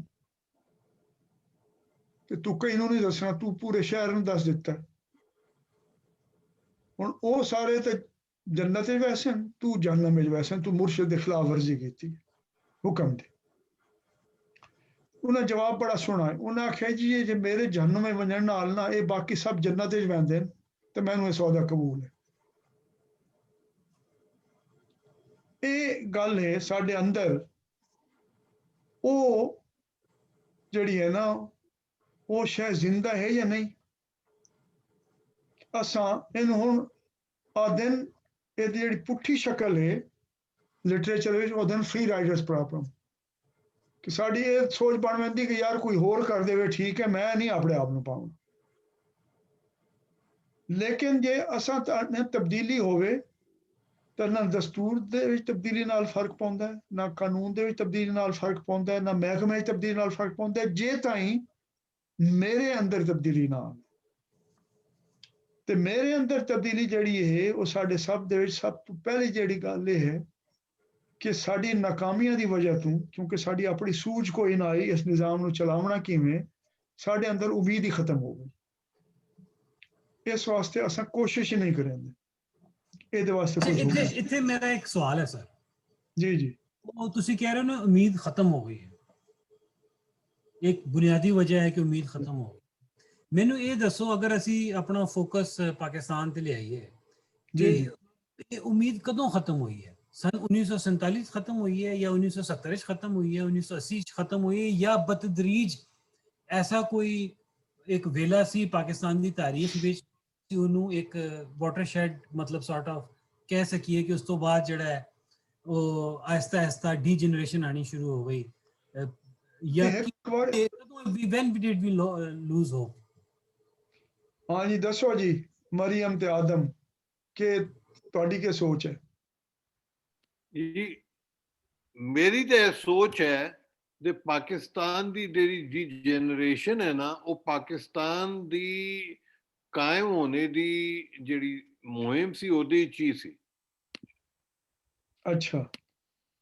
ਤੇ ਕਿਉਂਕਿ ਆਬਜੈਕਟਿਵਲੀ ਪ੍ਰੈਡਿਕਟ ਹੋ ਸਕਦਾ ਸੀ ਕਿ ਜਿਸ ਮੁਲਕ ਵਿੱਚ ਲੋਕੀ ਜਿਹੜੇ ਫਾਊਂਡਰਸ ਹਨ ਉਹਨਾਂ ਦੇ ਕੋਲ ਕੋਈ ਪਲਾਨ ਹੀ ਨਹੀਂ ਹੈ ਕਿ ਇੱਕ ਨਵਾਂ ਮੁਲਕ ਜਿਹੜਾ ਹੁੰਦਾ ਹੈ ਉਹਨਾਂ ਦੇ ਕੀ ਮਸਲੇ ਹੁੰਦੇ, ਕੀ ਪ੍ਰਾਇੋਰਟੀਜ਼ ਹੁੰਦੀਆਂ, ਕੀ ਚੀਜ਼ਾਂ ਐਸਟੈਬਲਿਸ਼ ਕਰਨੀ ਹੁੰਦੀਆਂ ਫਟਾਫਟ ਸਾਰਾ ਕੁਝ, ਤੇ ਉਹ ਹੀ ਨਹੀਂ ਸੀ। ਤੇ ਇੱਕ ਬੰਦਾ ਕਰ ਰਿਹਾ ਸੀ, ਉਹਦੀ ਵੀ ਸਿਹਤ ਖਰਾਬ ਸੀ ਤੇ ਉਹਨੇ ਵੀ ਕੋਈ ਰਿਸਕ ਐਨਾਲਿਸਿਸ ਨਹੀਂ ਕੀਤੀ, ਕੋਈ ਡਿਜ਼ਾਸਟਰ ਰਿਕਵਰੀ ਦੇ ਕੋਈ ਸਿਸਟਮ ਕੁਝ ਵੀ ਨਹੀਂ ਕੀਤਾ। ਤੇ ਇਹ ਤੇ ਫਿਰ obvious ਸੀ ਦੁਨੀਆ ਨੂੰ। ਨਹੀਂ ਆਲਮ, ਇਹ ਮੈਂ ਤੁਸੀਂ ਫਿਰ ਉਸ ਗੱਲ ਵੱਲ ਆ ਗਿਆ। ਉਹ ਸਾਡੇ ਕੋਲ ਹੈ, ਦਸਤੂਰ ਵੀ ਹੈ, ਕਾਨੂੰਨ ਵੀ ਹੈ, ਮਹਿਕਮੇ ਵੀ ਹਨ, ਮਨਸੂਬੇ ਵੀ ਹਨ, ਬਜਟ ਵੀ ਹੈ। ਜੋ ਆਖਦੇ ਪਏ ਹੋ ਨਾ, ਉਹ ਨਹੀਂ ਹੈ ਸੀ, ਉਹ ਨਾ ਅਸੀਂ ਉਸ ਵੇਲੇ ਹੁਣ ਤੇ ਹੈ ਨਹੀਂ, ਹੁਣ ਤੇ ਪਾਕਿਸਤਾਨ ਬਣਨ ਤੋਂ ਬਾਅਦ ਇਦਾਰੇ ਵੀ ਬਣ ਗਏ ਜੀ ਹਜ਼ੂਰ। ਨਹੀਂ ਮੇਰਾ ਵੀ ਬਣ ਗਿਆ, ਬਜਟ ਵੀ ਆ ਗਿਆ ਜੀ ਹਜ਼ੂਰ। ਨਹੀਂ ਉਹ ਮੈਂ ਤੁਸੀਂ ਸਹੀ ਕਹਿ ਰਹੇ ਹੋ, ਮਗਰ ਮੈਨੂੰ ਤੇ ਲੱਗਦਾ ਹੈ ਕਿ ਉਹਨਾਂ ਦੇ ਬਾਵਜੂਦ ਕਿਉਂਕਿ ਬੇਸਿਕਸ ਨਹੀਂ ਸਨ ਨਾ, ਤੇ ਉਹ ਤੇ ਡਾਕੂਮੈਂਟਸ ਹੈ ਸਾਰੇ, ਉਹ ਤੇ ਇੰਸਟੀਟਿਊਸ਼ਨਸ ਹੈ ਤੇ ਉਹਨਾਂ ਨੂੰ ਤੇ ਇਨਸਾਨ ਚਲਾਉਂਦੇ ਨਾ। ਮੈਂ ਕਹਿ ਰਿਹਾ ਉਹ ਇਨਸਾਨ ਦੀ ਹਿਊਮਨ ਜਿਹੜੀ ਉਹਦੀ ਕੀ ਫੈਕਟਰ ਹੈ ਕਿ ਬੰਦੇ ਕੌਣ ਨੇ ਜਿਨ੍ਹਾਂ ਨੇ ਚਲਾਣਾ ਹੈ। ਅੱਛਾ, ਇਹ ਜਿਹੜਾ ਸਵਾਲ ਹੈ ਨਾ ਕਿ ਕਿਸ ਵੇਲੇ ਹੋਇਆ, ਉਹ ਖੈਰ ਇੱਕ ਤਾਂ ਉਹਦਾ ਅਸਾਂ ਤਯਨ ਕਰਨਾ ਬੜਾ ਮੁਸ਼ਕਿਲ ਹੈ, ਉਹ ਇੱਕ ਅਲੱਗ ਸਵਾਲ ਹੈ। ਦੂਸਰਾ ਮੇਰੇ ਖਿਆਲ ਨਾਲ ਅਹਿਮ ਗੱਲ ਇਹ ਹੈ ਕਿ ਇਸ ਵੇਲੇ ਸਾਡੇ ਅੰਦਰ ਜਿਹੜੀ ਨਾਉਮੀਦੀ ਹੈ ਉਹਦਾ ਤੋੜ ਕੇ, ਕਿਉਂ ਜੀ ਮਰੀਮ? ਜੀ ਡਾਕਟਰ ਸਾਹਿਬ, ਮੈਨੂੰ ਤੇ ਇਸ ਤਰ੍ਹਾਂ ਲੱਗਦਾ ਹੈ ਕਿ ਇੱਕ ਵੱਡੀ ਵਜ੍ਹਾ ਇਹ ਵੀ ਹੈ ਕਿ ਅਸੀਂ ਸਾਰੇ ਆਏ ਦੀ ਟਰਮਸ ਵਿੱਚ ਸੋਚਦੇ ਹਾਂ, ਵੀ ਦੀ ਟਰਮਸ ਵਿੱਚ ਕੋਈ ਅਸੀਂ ਸੋਚਦੇ ਹੀ ਨਹੀਂ। ਸਾਡੀਆਂ ਪਾਲਿਸੀਜ਼ ਵੀ ਇਹ ਹੀ ਨੇ, ਜਿਵੇਂ ਤੁਸੀਂ ਹੁਣ ਪਾਣੀ ਦੀ ਮਿਸਾਲ ਦਿੱਤੀ। ਹੁਣ ਵੇਖੋ, ਅਸੀਂ ਆਪਣੇ ਵਾਸਤੇ ਤਾਂ ਲੈ ਲੈਂਦੇ ਨੇ ਸਾਰੇ ਪਾਣੀ ਦੀਆਂ ਬੋਤਲਾਂ, ਲੇਕਿਨ ਬਾਕੀ ਲੋਕਾਂ ਲਈ ਤੇ ਕੋਈ ਵੀ ਨਹੀਂ ਸੋਚ ਰਿਹਾ।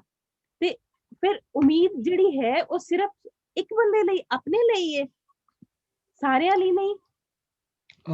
ਨਾ ਉਮੀਦੀ ਕਿੱਥੇ ਆਈ?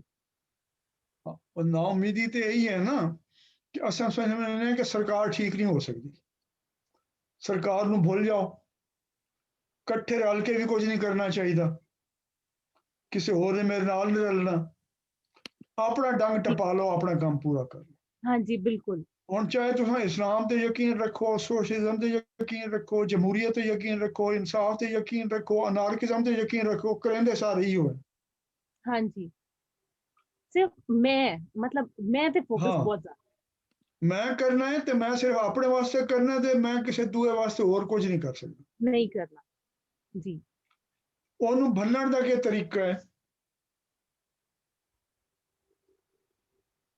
ਇਹਨੂੰ ਭੰਨਣ ਦਾ ਤਰੀਕਾ ਤੇ ਸਾਂਝ ਵਿੱਚ ਹੀ ਹੈ। ਉਹ ਸਾਂਝ ਹੀ ਪੈਦਾ ਹਾਂ, ਮੈਂ ਤੁਹਾਨੂੰ ਸੁਣਾਉਣੀ ਕਹਾਣੀਆਂ, ਮੈਂ ਤੁਹਾਨੂੰ ਦਲੀਲਾਂ ਨਹੀਂ ਦੇਣੀਆਂ ਕਿ ਸਭ ਤੋਂ ਅੱਛੀ ਦਲੀਲ ਹੁੰਦੀ ਹੈ ਜੋ ਹੋਇਆ ਲੋਕਾਂ ਦੇ ਨਾਲ। ਹੁਣ ਜ਼ਾਹਿਰ ਸਾਡੀ ਨਾਉਮੀਦੀ ਇੱਕ ਹੈ ਵੱਡੀ ਹੁੰਦੀ ਹੈ ਕਿ ਸਾਨੂੰ ਨਾ ਸਿਰਫ ਸਰਕਾਰ ਤੋਂ ਕੋਈ ਉਮੀਦ ਕੋਈ ਨਹੀਂ, ਬਲਕਿ ਇੱਕ ਦੂਏ ਤੋਂ ਵੀ ਕੋਈ ਉਮੀਦ ਨਹੀਂ ਹੁੰਦੀ। ਨਹੀਂ, ਬਿਲਕੁਲ ਨਹੀਂ ਹੈ। ਠੀਕ ਹੈ ਨਾ? ਮੈਨੂੰ ਇਹ ਹੁੰਦਾ ਜੀ ਮੈਂ ਇਕੱਲਾ ਜੇ ਟੁਰ ਪਿਆ ਨਾ, ਮੇਰੇ ਨਾਲ ਕਿਸੇ ਨੇ ਨਹੀਂ ਟੁਰਨਾ। ਉਹ ਆਖਦੇ ਜੀ ਇਹ ਜਿਹੜਾ ਹੈ ਨਾ, ਇੱਕ ਕਮਲਾ ਹੈ, ਬਿਤੌਰ ਹੈ, ਟੁਰ ਪਿਆ ਹੈ, ਇਹਦੇ ਕੋਲ ਬਹੁਤ ਟਾਈਮ ਹੈ ਵੇਲਾ, ਇਹ ਨਹੀਂ ਕਰਨਾ ਚਾਹੀਦਾ। ਜਾਂ ਦੋ ਚਾਰ ਇਕੱਠੇ ਵੀ ਹੋ ਗਏ, ਬਾਕੀ ਨਾ ਰਲੇ, ਅਖੀਰ ਅਸਾਂ ਖੇਡ ਜਿਹੜਾ ਹੈ ਨਾ ਉਹ ਹਾਰ ਬਣੀ, ਉਹਦਾ ਫਾਇਦਾ ਕੋਈ ਨਹੀਂ। ਹੁਣ ਮੈਂ ਤੁਹਾਨੂੰ ਮਿਸਾਲ ਦੱਸਾਂ, ਮੈਂ ਜਿਹੜੇ ਬੰਦੇ ਦੀ ਬੜੀ ਦਿਲਚਸਪ ਮਿਸਾਲ ਦੇਣ ਲੱਗਾ, ਸ਼ਾਇਦ ਮੈਂ ਪਹਿਲੇ ਜ਼ਿਕਰ ਕੀਤਾ ਹੋਵੇ। ਉਹਦਾ ਨਾਂ ਹੈ ਨਜ਼ੀਰ ਅਹਿਮਦ ਵੱਟੂ। ਹੁਣ ਮੈਂ ਤੁਹਾਨੂੰ ਇੱਕ ਕਹਾਣੀ ਸੁਣਾਉਣ ਲੱਗਾ ਜਜਮਾਨੀ ਤੋਂ ਰਲ ਵਰਤਣ ਵੱਲ, ਜਿਸ ਦੀ ਅਸਾਂ ਗੱਲ ਕਰਿੰਦੇ ਪਏ। ਜਜਮਾਨੀ ਦਾ ਤਰੀਕਾ ਕੀ ਹੁੰਦਾ ਹੈ? ਉਹਦੇ ਨਜ਼ੀਰ ਵੱਟੂ ਦੇ ਡੇਟੇ ਪੀੜ ਹਮੇਸ਼ਾ ਰਹਿੰਦੀ ਹੈ, ਯਾਰ ਇਲਾਕੇ ਵਿੱਚ ਕੁਝ ਹੋਣਾ ਚਾਹੀਦਾ। ਉਹ ਫੈਸਲਾਬਾਦ ਵਿੱਚ ਇੱਕ ਇਲਾਕਾ ਡੁੱਡੀ ਵਾਲਾ, ਉੱਥੋਂ ਦਾ ਰਾਹ ਬਣਾਉਣਾ। ਅੱਛਾ, ਉਹਨੂੰ ਹੁਣ ਜਜਮਾਨੀ ਦਾ ਤਰੀਕਾ ਕੀ ਆਈ? ਬਈ ਇਲਾਕੇ ਦਾ ਜਿਹੜਾ ਸੂਬਾਈ ਅਸੈਂਬਲੀ ਦਾ ਮੈਂਬਰ ਹੈ, ਕੌਮੀ ਅਸੈਂਬਲੀ ਦਾ ਮੈਂਬਰ ਹੈ, ਜਾਂ ਅਗਰ ਜਮਹੂਰੀ ਹਕੂਮਤ ਨਾ ਹੋਵੇ ਤਾਂ ਡਿਪਟੀ ਕਮਿਸ਼ਨਰ ਹੈ, ਉਹਨੂੰ ਪਹਿਲੇ ਇੱਕ ਆਪਣੇ ਇਲਾਕੇ ਜਲਸੇ ਦਾ ਇੰਤਜ਼ਾਮ ਕਰੋ, ਤੰਬੂ ਕਨਾਤਾਂ ਲਾਓ, ਕੁਰਸੀਆਂ ਲਾਓ, ਕੋਈ ਮਿਠਾਈ ਸ਼ਿਠਾਈ ਚਾਹ ਦਾ ਇੰਤਜ਼ਾਮ ਕਰੋ। ਉਸ ਤੋਂ ਬਾਅਦ ਉਹਨੂੰ ਸੱਦੋ, ਲੋਕਾਂ ਨੂੰ ਇਕੱਠਾ ਕਰੋ 50 100 200 ਉਸ ਤੋਂ ਬਾਅਦ ਉਹਦੀ ਗੱਲ 'ਚ ਹਰ ਪਾਸਨਾਮਾ ਪੜੋ ਤੇ ਉਹਨਾਂ ਨੂੰ ਆਪਣੇ ਮੁਤਾਲਬਾਤ ਪੇਸ਼ ਕਰੋ। ਲੋਕ ਕਰਿੰਦੇ ਤਾਂ ਹਨ ਆਦਮ ਭਾਵੇਂ ਜਿਹੋ ਜਿਹੇ ਵੀ ਹਾਲਾਤ ਹਨ, ਲੋਕਾਂ ਨੂੰ ਪਤਾ ਹੈ ਕਿ ਸਰਕਾਰ ਨੇ ਕੰਮ ਕਰਨਾ। ਸਰਕਾਰ ਨੂੰ ਕੰਮ ਕਰਾਉਣ ਦਾ ਤਰੀਕੇ ਜਜਮਾਨੀ ਦੇ ਵਿੱਚ ਇਹ ਤਰੀਕਾ ਹੈ ਜੀ ਕਿ ਜਿਹੜੇ ਬੰਦੇ ਦੇ ਹੱਥ 'ਚ ਕੁੰਜੀ ਹੈ ਉਹਨੂੰ ਫੱਦੋ, ਉਹਨੂੰ ਆਖੋ ਜਨਾਬ ਇਹ ਸਰਕਾਰ ਇਹ ਮੁਤਾਲਬਾ ਹੈ, ਬਹਾਜ਼ੂਰ ਫੈਜ਼ ਗੰਜੂਰ ਉਹਦੇ ਅੱਗੋਂ ਪੇਸ਼ ਹੋ ਵੰਜੋ, ਉਹਦੀ ਤਾਰੀਫਾਂ ਕਰੋ। ਉਹ ਵੀ ਬੜੇ ਸਿਆਣੇ ਹੁੰਦੇ ਹਨ, ਉਹ ਐਲਾਨ ਕਰ ਦਿੰਦੇ ਹਨ ਹਾਂ ਜੀ ਮੈਂ ਇਹ ਜਿਹੜੇ ਸਾਡੇ ਸਿਆਸਤਦਾਨਾਂ ਨੇ ਵੱਡਿਆਂ ਨੇ ਕੀਤਾ, ਉਹਦੇ ਮੈਂ ਨਾਂ ਨਹੀਂ ਲੈਣਾ ਚਾਹੁੰਦਾ कि मैं लियारी को पेरिस बना दूंगा, मैं डूटी वाला को पेरिस बना दूंगा, मैं फलाना। वो पेरिस कितनी दफा बन चुके, वो होंदा कुछ ना। ਉਹਦੇ ਨਤੀਜੇ ਇਹ ਨਿਕਲਿਆ ਕਿ ਮੈਨੂੰ ਮਾਫੀ ਚਾਹਨਾ, ਮੈਨੂੰ ਹੱਸੀ ਆ ਗਈ ਹੈ। ਹਾਂ ਉਹ ਮੈਂ ਪੜ੍ਹ ਰਿਹਾ ਸੀ ਕਿ ਇਹ ਜਦੋਂ ਅਵਾਇਲ ਵਿੱਚ ਨਾ ਜਦੋਂ ਪਾਕਿਸਤਾਨ ਨਵਾਂ ਬਣਿਆ ਸੀ ਤੇ ਇੱਥੇ Masrur base Pakistan air force ਦੀ ਹੁੰਦੀ ਸੀ, ਉਹ ਅੱਡਾ ਵੀ ਕਦੇ ਇਸਤੇਮਾਲ ਹੁੰਦਾ ਸੀ। ਤੇ ਉਹਦੇ ਵਿੱਚ ਮੇਰੇ ਖਿਆਲ ਪਤਾ ਨਹੀਂ ਆਈਜ਼ਨਹੋਵਰ ਨੇ ਆਉਣਾ ਸੀ ਕਿ ਪਤਾ ਕਿੰਨੇ ਆਉਣਾ ਸੀ, ਤੇ ਉਹਨੇ ਉੱਥੇ ਲੈਂਡ ਕਰਨਾ ਸੀ ਔਰ ਉਸ ਤੋਂ ਬਾਅਦ ਉਹਦੀ ਜਿਹੜਾ ਐਂਟਰਾਜ ਹੈ ਉਹ ਉਧਰੋਂ ਆ ਕੇ ਤੇ ਕਰਾਚੀ ਸ਼ਹਿਰ ਵਿੱਚ ਕਿਸੇ ਜਗ੍ਹਾ ਤੇ ਇੰਤਜ਼ਾਮ ਸੀ ਤੇ ਉੱਥੇ ਉਹਨੇ ਠਹਿਰਨਾ ਸੀ। ਰਾਹ ਚ ਆਉਂਦੀ ਸੀ ਮੱਛਰ ਕਾਲੋਨੀ, ਠੀਕ ਹੈ, ਤੇ ਮੱਛਰ ਕਾਲੋਨੀ ਚ ਆਉਂਦੀ ਸੀ ਬੜੀ ਬਦਬੂ, ਠੀਕ ਹੈ। ਤੇ ਇਹ ਮੇਰੇ ਖਿਆਲ ਅਯੂਬ ਖਾਨ ਦਾ ਜ਼ਮਾਨਾ ਸੀ ਜਾਂ ਕਦੇ ਅਵਾਇਲ ਦਾ ਜ਼ਮਾਨਾ ਸੀ, ਤੇ ਉਹਨਾਂ ਨੇ ਪਤਾ ਨਹੀਂ ਕਿਧਰੋਂ ਪੈਰਿਸ ਤੋਂ ਕਿ ਪਤਾ ਨਹੀਂ ਕਿਧਰੋਂ ਕੋਈ ਪਰਫਿਊਮ ਜਿਹੜੇ ਨੇ ਇੰਪੋਰਟ ਕੀਤੇ ਕਿ ਡੋਲਾਂਗੇ ਤੇ ਕੋਈ ਬਦਬੂ ਸ਼ਦਬੂ ਖਤਮ ਹੋਏ। ਤੇ ਇਹ ਮਸਲਾ 60 ਦੀ ਗੱਲ ਹੈ ਜਾਂ ਕੋਈ ਇਸ ਤਰ੍ਹਾਂ ਦੀ ਗੱਲ ਹੈ, ਲੇਟ 50s ਦੀ ਗੱਲ ਹੈ। ਤੇ ਤੁਸੀਂ ਅੱਜ ਵੀ ਹੁਣ ਮੱਛਰ ਕਾਲੋਨੀ ਤੋਂ ਲੰਘੋ ਨਾ, ਹਲੇ ਤੱਕ ਬਦਬੂ ਆਉਂਦੀ ਹੈ ਮੱਛਰ ਕਾਲੋਨੀ। ਮਤਲਬ ਇੰਨੇ ਸਾਲ ਬੀਤ ਕੇ ਨੇ ਉਹਦੀ ਬੂ ਨਹੀਂ ਕੱਟੀ। ਪਰਫਿਊਮ ਨਾਲ ਕੰਮ ਚਲਾਉਣ ਦੀ ਕੋਸ਼ਿਸ਼ ਕਰਦੇ ਰਹੇ ਹਨ। ਨਜਮ ਹੁਸੈਨ ਸैयद साहब ने एक नज़म लिखा है 1965 ਦੀ ਜੰਗ ਤੇ ਕਿ 20 ਵਰੇ ਅਸਾਂ ਲਾਹੌਰ ਸ਼ਹਿਰ ਦੀਆਂ ਸੜਕਾਂ ਉੱਪਰ ਮਨ ਹਰਾਮ ਦਿਹਾੜੀ ਦਾਰਾ ਮੰਗਰ ਇੱਕ ਇੱਟ ਪਈ ਪੱਟੀ ਵਲਦੀ ਖੋੜੇ ਚਲਾਈ। ਉਹ ਕੰਮ ਆਉਂਦਾ ਹੈ, ਠੀਕ ਹੈ। ਹੁਣ ਮਸਲਾ ਇਹ ਭੱਟੂ ਸਾਹਿਬ ਨੇ ਇੱਕ ਜਲਸਾ ਕੀਤਾ, 2-3 ਕੀਤੇ, ਕੁਝ ਅਰਸੇ ਬਾਅਦ ਲੋਕਾਂ ਦੇ ਵਿੱਚ ਇਹ ਮਸ਼ਹੂਰ ਹੋ ਗਿਆ ਕਿ ਫਰਾਡੀ ਹੈ, ਇਹ ਪੈਸੇ ਇਕੱਠੇ ਕਰਦਾ ਇਲਾਕੇ ਦੀ ਤਰੱਕੀ ਦੇ ਨਾਂ ਤੇ, ਖੁਦ ਜੇਬ 'ਚ ਪੈਂਦਾ, ਪੈਸੇ ਖੰਦਾ, ਚਾਹੇ ਵੱਟੂ ਨੇ ਪੈਸੇ ਨਾ ਖਾਧਾ ਹੋਵੇ। ਲੋਕਾਂ ਕੋਲ ਤਾਂ ਹਿਸਾਬ ਕਿਤਾਬ ਨਹੀਂ ਹੁੰਦਾ ਕਿ ਜੀ ਚਾਹ ਸਮੋਸੇ ਇਹ ਪੇਸਟਰੀਆਂ ਖਰੀਦ ਕੇ ਲੈ ਆਉਂਦਾ, ਜਲਸੇ ਕਰਾਉਂਦਾ, ਉਹਦੇ ਨਾਲ ਯਾਰੀ ਲਾ ਲੈਂਦਾ, ਡਿਪਟੀ ਕਮਿਸ਼ਨਰ ਆਉਣਾ ਵਜਣਾ, ਇਹ ਫਰਾਡ ਸਭ ਤੋਂ ਵੱਡਾ। ਲੇਕਿਨ ਉਹਦੇ ਅੰਦਰ ਚਿਣਨ ਉਹ ਰਹੀ ਕਿ ਮੈਂ ਕੁਝ ਕਰਾਂ। ਉਦੋਂ ਨਾਲ ਦੀਆਂ ਆਰਿਫ ਹਸਨ ਸਾਹਿਬ ਹੁੰਦੇ ਕਰਾਚੀ ਵਿੱਚ, ਉਹਨਾਂ ਨਾਲ ਰਾਬਤਾ ਹੋਇਆ ਕਿਸੇ ਕਾਨਫਰੰਸ ਦੇ ਵਿੱਚ। ਹੁਣ ਇਹਨੂੰ ਹਰ ਵੇਲੇ ਤਲਾਸ਼ ਰਹਿੰਦੀ ਹੈ, ਇਹਨੂੰ ਪਤਾ ਚੱਲਿਆ ਕਿ ਉਹ ਵੀ ਵਾਟਰ ਸੈਨੀਟੇਸ਼ਨ ਆਪਣੇ ਇਲਾਕੇ ਦੇ ਲੋਕਾਂ ਦੀ ਬਿਹਤਰੀ ਵਾਸਤੇ ਕੁਝ ਕੰਮ ਕਰੇਗਾ।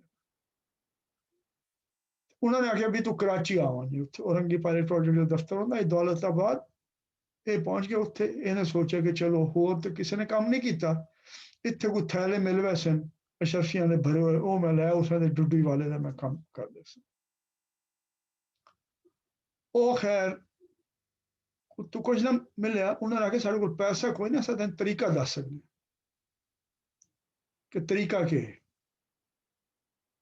ਪਹਿਲੇ ਤੂੰ ਲੋਕਾਂ ਨਾਲ ਗੱਲ ਕਰਨੀ ਹੈ, ਉਹਨਾਂ ਨੂੰ ਮਨਾਉਣਾ ਹੈ, ਉਹਨਾਂ ਨੂੰ ਇਕੱਠੇ ਕਰਨਾ ਹੈ।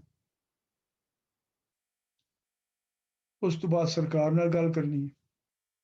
ਉਸ ਤੋਂ ਬਾਅਦ ਇਹ ਤੈਅ ਕਰਨਾ ਕਿ ਲੋਕਾਂ ਨੇ ਕੀ ਹਿੱਸਾ ਪਾਉਣਾ, ਸਰਕਾਰ ਨੇ ਕੀ ਹਿੱਸਾ ਪਾਉਣਾ।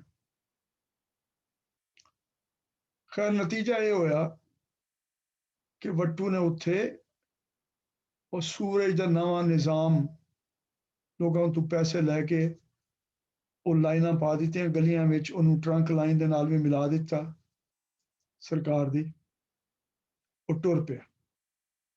ਹੁਣ ਜਿਹੜੇ ਕੌਮੀ ਤੇ ਸੂਬਾਈ ਅਸੈਂਬਲੀ ਦੇ ਮੈਂਬਰ ਜਾਂ ਮੁਖਾਲਫਤ ਕੀਤੀ ਆਈ, ਆਪਣੇ ਬੰਦੇ ਨੂੰ ਹਟ ਗਿਆ ਕਿ ਵੱਟੂ ਨੂੰ ਪੈਸੇ ਨਾ ਦਿਓ, ਫਰਾਡੀ ਹੈ। ਉਹ ਜਿਹੜੇ ਬਣ ਗਿਆ ਨਿਜ਼ਾਮ ਤੇ ਉਹ ਗੈਰ ਕਾਨੂੰਨੀ ਤੌਰ ਤੇ ਕਨੈਕਸ਼ਨ ਉਹਨਾਂ ਦੇ ਲਾਉਣੇ ਸ਼ੁਰੂ ਕਰ ਦਿੱਤੇ ਪਾਈਪਲਾਈਨ ਦੇ ਨਾਲ। ਵੱਟੂ ਗਿਆ ਹੋਇਆ ਕਰਾਚੀ, ਉਹਨੂੰ ਜਦੋਂ ਖਬਰ ਪਹੁੰਚੀ ਤੇ ਉਹ ਬੜਾ ਮਛਰਿਆ, ਬੜਾ ਉਹਨੂੰ ਗੁੱਸਾ ਆਇਆ। अख्तर हमीद खान साहब को बैठे, बड़ी सोहनी गल है, मैं तुहानूं सुणांदा इस वास्ते पिया, ये असूल जिहड़ा बड़ा अहम गा। उन्होंने पता चला जी फलाने बंदे ने ना वो ते पाइपलाइन जिहड़ी लगदी पई उन्होंने अपने बंदे नूं आखे कनैक्शन ला लो। पहले कीता कुछ नहीं, पहले लोग उन्होंने हटकिया कि इहदे नाल ना रलो, इहनूं पैसे ना दिओ, चोर है, फ्रॉड है। जिसले हो गया तो उन्होंने आदे कि हुण तुसां बगैर अपना हिस्सा पाए इहदे चों कर। अख्तर हमीद खान ने एक बड़ी सोहनी गल कीती, ये तुहानूं खुलासा है, मैं सारे जिहड़ी कैपेसिटी की गल कीती ना तूं उमर, केड़ी कैपेसिटी की थोड़ है जिस वजह तो काम होंदा नहीं पिया। ਉਹਦੇ बाद मैं अंग्रेजी तर्जमा कर रहा इन्ना हर चीज़ का तर्जमा बड़ा जरूरी होता। उन्होंने आख्या वट्टू साहब, अख्तर हमीद खान ने, समाजी काम में मूंछें नीची रखनी पड़ती, ये बुनियादी गल है। अच्छा, वो जिन्होंने अंग्रेजी च आखदे कि humility is the willingness to learn from others. आरजी का यह मतलब नहीं कि हाथ जोड़ के खलो वंजो तो जनाब साईं हजूर हाजर साईं, ये नहीं है आरजी। आरजी का यह मतलब है कि दूज नूं अपने नाल जुड़े हुए समझो। मेरे नाल एक बंदा है हफीज अराई, वो भी अख्तर हमीद खान साहब का शागिर्द आई। लोधा असां कट्ठे काम किया, उत्थे असां इस तरह काम शुरू किया।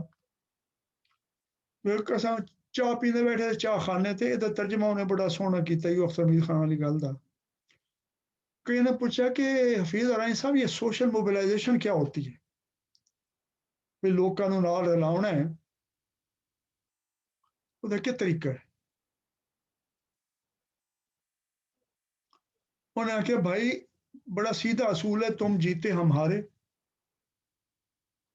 अपनी मैन विचों कढ़ दिओ, दूए दी गल सुन लो, दरम्यान दा रस्ता। हुण ओहदा नतीजा की होया, मैं तुहानूं बड़ी दिलचस्प गल सुणावां। वट्टू मैंने एक वीडियो भी खाई, मैं फैसलाबाद गया मिलण वास्ते। ਉਹਦੇ इलाके का MNA ਉਹਦੇ खिलाफ तकरीर करेंदा पे कि इस इलाके का सब तो वड्डा मसला नज़ीर वट्टू। ये लोग डरना शुरू कर देंगे, कोई लोगों के वास्ते काम करन कि किथां सियासत ना आ वञे, मेरे मुकाबले ना आ वञे, मेरा फट्टा ना छेक दे। वो बड़ी तकरीर वट्टू के खिलाफ करेंदा पे ते मैं बड़ा हैरान हूं। मैं कि वट्टू साहब तुहानूं क्या वीडियो दी? उन्हें कहीं नहीं दी, मैं बनाई है। मैं मैं तुसा किवें बनाई है? तो मैं वो सामने खलोता हूं जिहड़े लोग तकरीर करेंदा पिया। वो बंदा वट्टू उस जगह ते पहुंच गया, इतना ठंडा हो गया, उस आखे यार मेरे खिलाफ के गल करेंदा, मेरे हक च करेंदा, इहदे नाल कोई फर्क नहीं पौंदा। असल ये है कि लोगों ने ओदा भी गल सुननी है, मेरी भी सुननी है, ओदा काम वेखना, मेरा भी काम वेखना है। मेरा जिहड़ा उन्हां नाल साख बनना है ना, मेरा जिहड़ा इतबार बनना है, वो मेरे काम की बुनियाद पर बनना है। ये सब पहले ये अपना इरादा करना, दूआ है दूजे सामने अपने शिमला या मुछ उच्चे करने की कोशिश नहीं करनी। दूए की गल सुनना ते मिल के राह कटना, ये दो बड़ी अहम चीज़ां हैं। जो लोग आपस से नहीं रल सकते ना, तो सरकार नूं भी नाल नहीं रला सकते। ये सब तो पहली गल है। असें एक उम्मीद भी खत्म कर दी है, अपने तो भी उम्मीद खत्म कर दी कि मैं कुछ नहीं कर सकता, लोगों तो भी उम्मीद खत्म कर दी, तो सरकार तो भी उम्मीद खत्म कर दी। वो परताए बगैर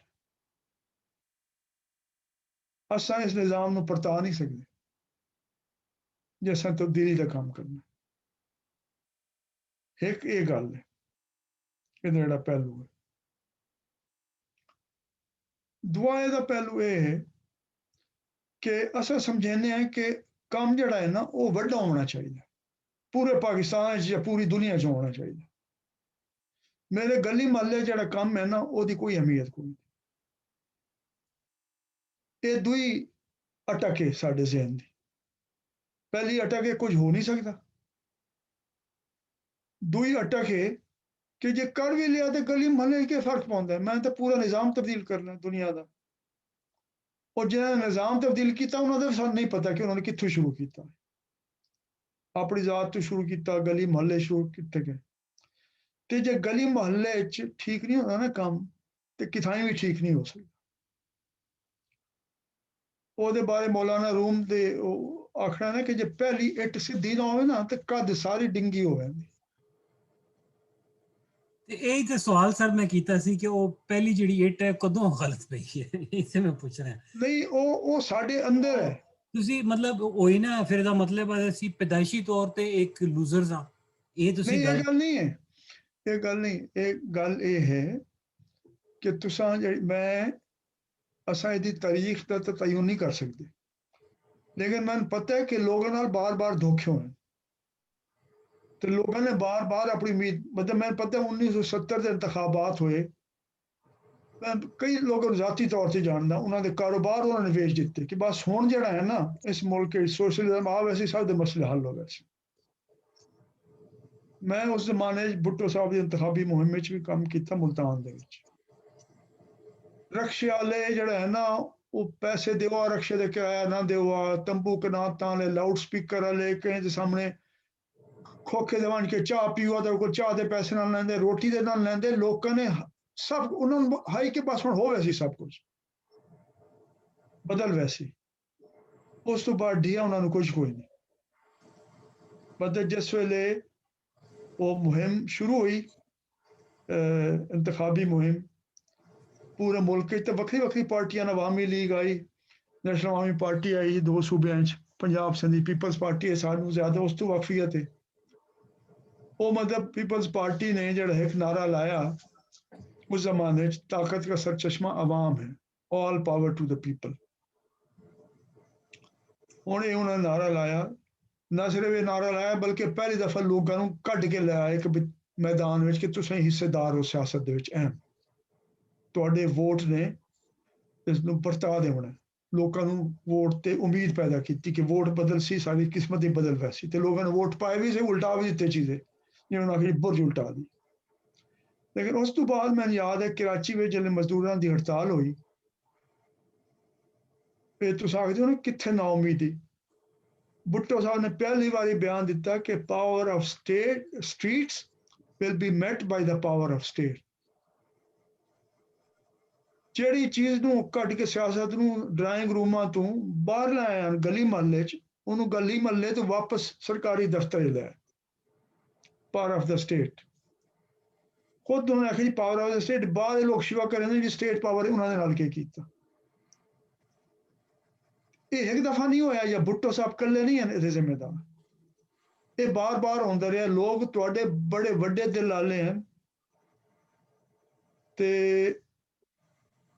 बड़े खुले दिल वाले हैं, उन्होंने बड़ी बड़ी उम्मीद का इजहार किया। साडा एक दोस्त है जिहड़ा ये गरीबी खत्म करने के प्रोग्राम में काम करेंदा, उन्हें बड़ी सोहनी गल की। उन्हें आखिया जी गरीबी मुकाउण वास्ते वड्डा दिमाग नहीं चाहिए, बहुत वड्डा दिल चाहिए। ये मैं जाती तौर पर जिहड़े बंदे ने इमरान खान वास्ते चंदे इकट्ठे किए उन्हां नाल भी मैं गल की। इहदी साहब तो मैं पता चलिया वो आखदे जी पैसों के हिसाब नाल भी गरीब आदमी सब तो ज़्यादा पैसे दिंदा, जिहदे कोल मुश्किल पूरी होंगी अमीर के मुकाबले में। तुहाडे लोगों का दिल भी वड्डा है, तुहाडे लोग करना भी चाहते हैं। मैं अगली ब्रेक तो बाद यही गल करे सां, लेकिन है कि सूरत हाल मैं तुहानूं दस्सिया है कि मैं मुल्तान में रहिंदा हां, कोई देहाती इलाके 1970 तो बाद काम करने वास्ते। उत्थे हबीबुल्ला हुंदा है बंदा जिहड़ा कोई पटियाले कम्युनिस्ट पार्टी दे नाल काम करदा रहा है किसानां दे विच। ਉਹਦੇ ਕੋਲ ਕਿਸੇ ਨੇ ਪੁੱਛਿਆ ਇੰਨੇ ਟੋਕ ਮਾਰਨ ਵਾਸਤੇ, ਉਹ ਪੀਪਲ ਪਾਰਟੀ ਦਾ ਬੜਾ ਹਾਈ ਉਹ ਗਰਮਜੋਸ਼ ਹਿਮਾਇਤੀ। ਉਹਨੇ ਆਖਿਆ ਬਈ ਕਿੱਥੇ ਗਈ ਤੇਰੀ ਪੀਪਲ ਪਾਰਟੀ, ਕਿਉਂਕਿ ਲੋਕਾਂ ਨੂੰ ਉਮੀਦ ਆਈ ਕਿ ਹੁਣ 5-5 ਕਿੱਲੇ ਜ਼ਮੀਨ ਮਿਲ ਵੈਸੀ ਸਭ ਨੂੰ, ਆ ਗਈ ਹਕੂਮਤ ਤੇ ਸਭ ਕੁਝ ਹੋ ਗਿਆ ਸੀ। ਤੋ ਬਿਲਿਆ ਮਿਲਾਇਆ ਕੁਝ ਨਾ। ਉਹਨੇ ਬੜੀ ਸੋਹਣੀ ਗੱਲ ਕੀਤੀ। ਉਹਨੇ ਆਖਿਆ ਜੀ ਬੋਲਾ ਅੰਨੀ ਨੂੰ ਧੋਈ ਫਿਰਦਾ, ਉਹਨੂੰ ਸੁਣਦਾ ਕੁਛ ਨਹੀਂ, ਸਾਨੂੰ ਦਿਸਦਾ ਕੁਛ ਨਹੀਂ। ठीक है, गल त्रुटि हुई है कि लोग हाली भी तैयार हैं, बड़े सादा दिल लोग हैं, उन्होंने दिल वड्डे हैं, वो कुछ करन अगू लीडरशिप जिहड़ी है ना साडे तुहाडे लोगों की तरह, उन्होंने पता नहीं कि उन्होंने किस राह ते जिहड़े काम करेंदे पे हैं, जिहड़ा मैं अगले कोर्स विच सारी इसकी तफसील दसनी है, उन्होंने अस कोई समझेंदे नहीं कोई चीज़, क्योंकि शम शमा कोई नहीं, कोई अपना वो जड़ा है नारेबाजी कोई नहीं, कोई लच्छेदार तकरीरां कोई नहीं, कोई वो गल्लां कोई नहीं, वो सिर सट के खामोशी नाल चुपचाप काम करेंदे रहंदे। ਉਹ ਸਾਡੇ ਵਾਸਤੇ ਉਹਦੇ 'ਚ ਕੋਈ ਛਿੱਕ ਕੋਈ ਨਹੀਂ ਉਹਨਾਂ ਚੀਜ਼ਾਂ ਦੇ ਵਿੱਚ। ਇੱਥੇ ਅਸਾਂ ਜਨਾਬ ਹੁਣ ਕਰਨੇ ਬ੍ਰੇਕ ਤੇ ਮੈਂ ਇਹਨੂੰ ਬੰਦ ਕਰਨ ਲੱਗਾ ਰਿਕਾਰਡਿੰਗ ਨੂੰ, ਮੈਨੂੰ ਯਾਦ ਕਰਵਾ ਦੇਣਾ ਜਦੋਂ ਵਾਪਸ ਆਵੀਏ ਤੇ 10 ਮਿੰਟ ਹੋ ਗਏ। ਠੀਕ ਹੈ ਜੀ, ਰਿਕਾਰਡਿੰਗ ਸ਼ੁਰੂ ਹੋ ਗਈ ਹੈ ਜੀ। ਹੁਣ ਅਸਾਂ ਆਉਣ ਲੱਗੇ ਹਾਂ ਜਿਹੜੀ ਗੱਲ ਕੀਤੀ ਆਈ ਉਮਰ ਨੇ ਪਿਛਲੀ ਹਿੱਸੇ ਵਿੱਚ ਕੈਪੈਸਿਟੀ ਦੀ, ਕਿ ਸਾਡੇ ਵਿੱਚ ਸਕਤ ਹੈ ਜਾਂ ਨਹੀਂ ਹੈ ਬਦਲਣ ਦੀ। ਹੁਣ ਉਹਦੇ ਮੈਂ ਜ਼ਿਕਰ ਕਰਨਾ ਮੇਰੇ ਜਿਹੜੇ ਉਸਤਾਦ ਹਨ ਡਾਕਟਰ ਅਖਤਰ ਹਮੀਦ ਖਾਨ ਜੀ, ਜਿਨ੍ਹਾਂ ਨੇ ਕੋਈ ਆਪਣੀ ਜ਼ਿੰਦਗੀ 60 ਸਾਲ ਹੀ ਉਹ ਕੰਮ ਕੀਤਾ ਬੰਗਾਲ ਦੇ ਵਿੱਚ, ਉਸ ਤੋਂ ਬਾਅਦ ਸੂਬਾ ਸਰਹੱਦ ਦੇ ਵਿੱਚ, ਕਰਾਚੀ ਵਿੱਚ, ਪਾਕਿਸਤਾਨ ਦੇ ਦੂਏ ਹਿੱਸਿਆਂ ਵਿੱਚ, ਹਿੰਦੁਸਤਾਨ ਵਿੱਚ ਵੀ। ਉਹਨਾਂ ਨੇ ਬੜੀ ਸੋਹਣੀ ਗੱਲ ਕੀਤੀ। ਉਹਨਾਂ ਆਖੀ ਜਿਹੜਾ ਇਹ ਕੰਮ ਹੈ ਨਾ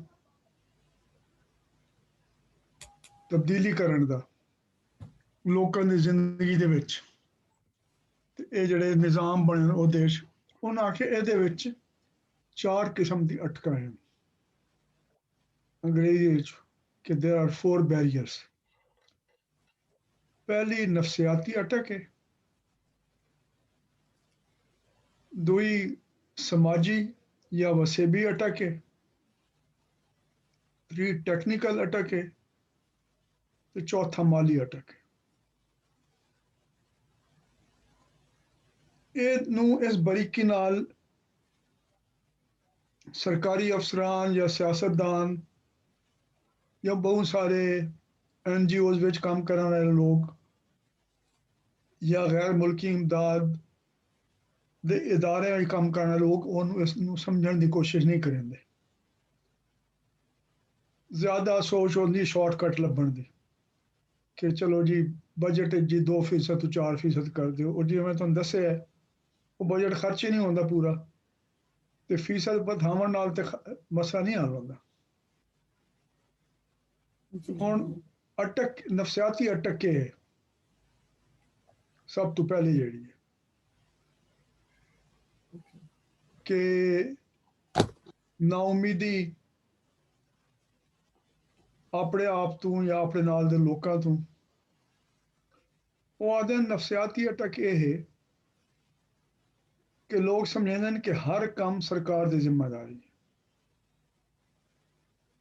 ਉਹਦੇ ਨਾਲ ਹੀ ਰਲੀ ਹੋਈ ਇਹ ਗੱਲ ਹੈ ਕਿ ਜੀ ਜੇ ਸਰਕਾਰ ਦੀ ਜ਼ਿੰਮੇਵਾਰੀ ਹੈ, ਮੈਂ ਤਾਂ ਸਰਕਾਰ ਨੂੰ ਹਿਲਾ ਜੁਲਾ ਨਹੀਂ ਸਕਦਾ, ਮੈਂ ਕੋਈ ਕੰਮ ਕਰਵਾ ਹੀ ਨਹੀਂ ਸਕਦਾ। ਕੰਮ ਕਰਾਉਣਾ ਹੋ ਸੀ ਤਾਂ ਪੈਸੇ ਦੇਣੇ ਪੋਸਣ ਜਾਂ ਸਿਫਾਰਿਸ਼ ਲੱਭਣੀ ਪੋਸੀ। ਮੈਂ ਸਰਕਾਰੀ ਦਫ਼ਤਰ ਦੇ ਅੰਦਰ ਪੈਰ ਹੀ ਨਹੀਂ ਧਰ ਸਕਦਾ। ਤੇ ਸਭ ਤੋਂ ਪਹਿਲੀ ਅਟਕ ਆਖਦੇ ਹਨ ਇਹ ਕਈ ਤਬਦੀਲੀ ਦੇ ਰਸਤੇ ਵਿੱਚ। ਜੇ ਤੱਕ ਤੁਸੀਂ ਇਹ ਤੈਅ ਨਾ ਕਰੋ ਇਸ ਵਜੇ ਮੈਂ ਸ਼ੁਰੂ ਕਰਨਾ ਤੇ ਮੈਂ ਸਰਕਾਰ ਕੋਲ ਪਹੁੰਚਣਾ, ਮੈਂ ਰਸਤਾ ਕੱਢਣਾ ਹੈ ਸਰਕਾਰ ਦੇ ਦਫ਼ਤਰ ਦੇ ਵਿੱਚ, ਤੇ ਮੈਂ ਸਰਕਾਰ ਦੇ ਵਿੱਚ ਬੰਦੇ ਲੱਭਣੇ ਜਿਹੜੇ ਜਿਨ੍ਹਾਂ ਨੂੰ ਮੈਂ ਨਾਲ ਰਲਾ ਕੇ ਆਪਣਾ ਕੰਮ ਅੱਗੋਂ ਤੋਰ ਸਕਾਂ। ਨਾਲ ਮੈਂ ਆਪਣਾ ਕੇਸ ਬਣਾਉਣਾ ਹੈ ਕਿ ਜੀ ਕਿਉਂ ਕਰਨਾ ਚਾਹੀਦਾ ਉਹਨੂੰ ਮੇਰੇ ਨਾਲ ਕੰਮ। ਸਰਕਾਰ ਇੱਕ ਮਹਿਕਮਾ ਹੈ, ਉਹਦਾ ਮਕਸਦ ਹੀ ਹੋਏ, ਉਹਦੇ ਕੁਝ ਬਜਟ ਵੀ ਹੈ, ਬੰਦੇ ਵੀ ਹਨ, ਉਹ ਕੰਮ ਕਰਨਾ ਵੀ ਚਾਹੁੰਦੇ, ਤੇ ਅਟਕੀ ਕਿਉਂ ਪਈ ਹੈ? ਕੋਈ ਉਹਦੀ ਸੂਹ ਲਾਉਣਾ, ਕੋਈ ਗੱਲਬਾਤ ਕਰਨਾ ਬੰਦੇ ਨਾਲ, ਉਹਦੇ ਪਹਿਲੀ ਅਟਕ ਹੈ ਕਿ ਲੋਕ ਸਮਝਦੇ ਹਨ ਕਿ ਇਹ ਜ਼ਿੰਮੇਦਾਰੀ ਜੋ ਕੁਝ ਹੈ ਗਲੀ ਮੁਹੱਲੇ ਘਰ ਸਕੂਲ ਦਫ਼ਤਰ ਚ ਹੁੰਦਾ ਪਿਆ, ਉਹ ਸਾਰਾ ਸਰਕਾਰ ਦੀ ਜ਼ਿੰਮੇਦਾਰੀ। ਜੇ ਤੱਕ ਲੋਕ ਇਹ ਅਟਕ ਦੂਰ ਨਾ ਕਰੇ ਸਨ ਕਿ ਜੀ ਇਹ ਮੇਰੀ ਜ਼ਿੰਮੇਦਾਰੀ ਹੈ, ਉਸ ਤੋਂ ਬਾਅਦ ਮੇਰੇ ਨਾਲ ਜਿਹੜੇ ਵਸਦੇ ਲੋਕ ਹਨ ਆਲੇ ਦੁਆਲੇ ਉਹਨਾਂ ਦੀ ਜ਼ਿੰਮੇਦਾਰੀ ਹੈ, ਤੇ ਸਾਡਾ ਕੰਮ ਹੈ ਸਰਕਾਰ ਕੋਲ ਵਜਣਾ ਤੇ ਸਰਕਾਰ ਦੇ ਨਾਲ ਰਾਹ ਕੱਢਣਾ, ਮਿਲ ਜੁਲ ਕੇ ਕੰਮ ਕਰਨ ਦਾ। ਇਹ ਪਹਿਲੀ ਅਟਕ ਹੈ। ਹੁਣ ਸਾਡੇ ਬਹੁਤ ਸਾਰੇ ਪੜ੍ਹੇ ਲਿਖੇ ਲੋਕਾਂ ਨੂੰ ਇਹੋ ਜਿਹੇ ਕੰਮਾਂ ਦਾ ਪਤਾ ਵੀ ਕੋਈ ਨਹੀਂ, ਜਿਹੜੇ ਜ਼ਿਆਦਾਤਰ ਹੋਣ ਪਾਕਿਸਤਾਨ ਦੇ ਅੰਦਰ ਹੀ। ਮੈਂ ਤੁਹਾਨੂੰ ਸ਼ਾਇਦ ਪਿਛਲੀ ਦਫਾ ਜ਼ਿਕਰ ਕੀਤਾ ਹੈ ਕਿ ਕੁਝ 6 ਬੰਦਿਆਂ ਨੂੰ रमोन मैगसेसे अवार्ड मिला पाकिस्तान योजना काम करने वास्ते। ये दिलचस्प गल है कि फिलीपीन बैठे लोगों को पता चल गया होता, इतने पता लोगों को नहीं होता। उन्होंने एक दिलचस्प मिसाल मैं तुहानू दे देवां, मैं शायद पहले भी जिक्र किया उसी कि शुमाली इलाका जहाज विच आगा खान रूरल सपोर्ट प्रोग्राम बनया तो शुएब सुल्तान खान ने उन्होंने जनरल मैनेजर के तौर पर काम शुरू किया। 10 साल काम किया। वर्ल्ड बैंक आया मिशन 2 दफ़ा। वर्ल्ड बैंक इमदाद देने वाले इदारे कोई ना आए, क्योंकि अगर खुद इमदाद देने वाला हो तो आपे आधे साढ़ा प्रोग्राम कामयाब है, वो बाहर का इदारा है। उन्होंने आख्या कि दुनिया का बेहतरीन प्रोग्राम है, तो 10 साल तो बाद ये अंदाजा लाया गया कि इन्हें दुगनी कर दी लोगों की आमदनी, 1 लाख घर की उस इलाके में 10 लाख की आबादी। उन्होंने रमोन मैगसेसे अवार्ड मिले। उस वेले वजीर आजम नवाज शरीफ साहब पाकिस्तान के। जिस वे रमोन मैगसेसे अवार्ड मिले, उस तो बाद साढ़े वजीर आजम को पता चला कि साढ़े मुल्क च कोई ऐसा बंदा है जिन्हें कोई ऐसा काम किया है। उस तो बाद उन्होंने फोन आया शुएब सुल्तान खान मुबारक देने वास्ते। ये मैं दसना चाहना कि जेड़े हिक ते अटक है, उस अटक की एक वजह है साड़ी मायूसी दी कि सानू उन्हां कम्मां दा पता ही कोई नहीं जे साढ़े अपने मुल्क च होए, जिन्हां तो दुनिया वाकिफ हुई है, हो गई है, लेकिन साढ़े अपने मीडिया के जरिए, साड़ी यूनिवर्सिटियों के जरिए, साढ़े जर्नल्स जो निकलते पैन उन्होंने जरिए, अखबार के कॉलमां के राही सानू कोई उन्होंने चीज़ का पता नहीं चलता। जिस इलाके होया उत्थे लोगों को पता है, वो भी बेशुमारी हो जाता है।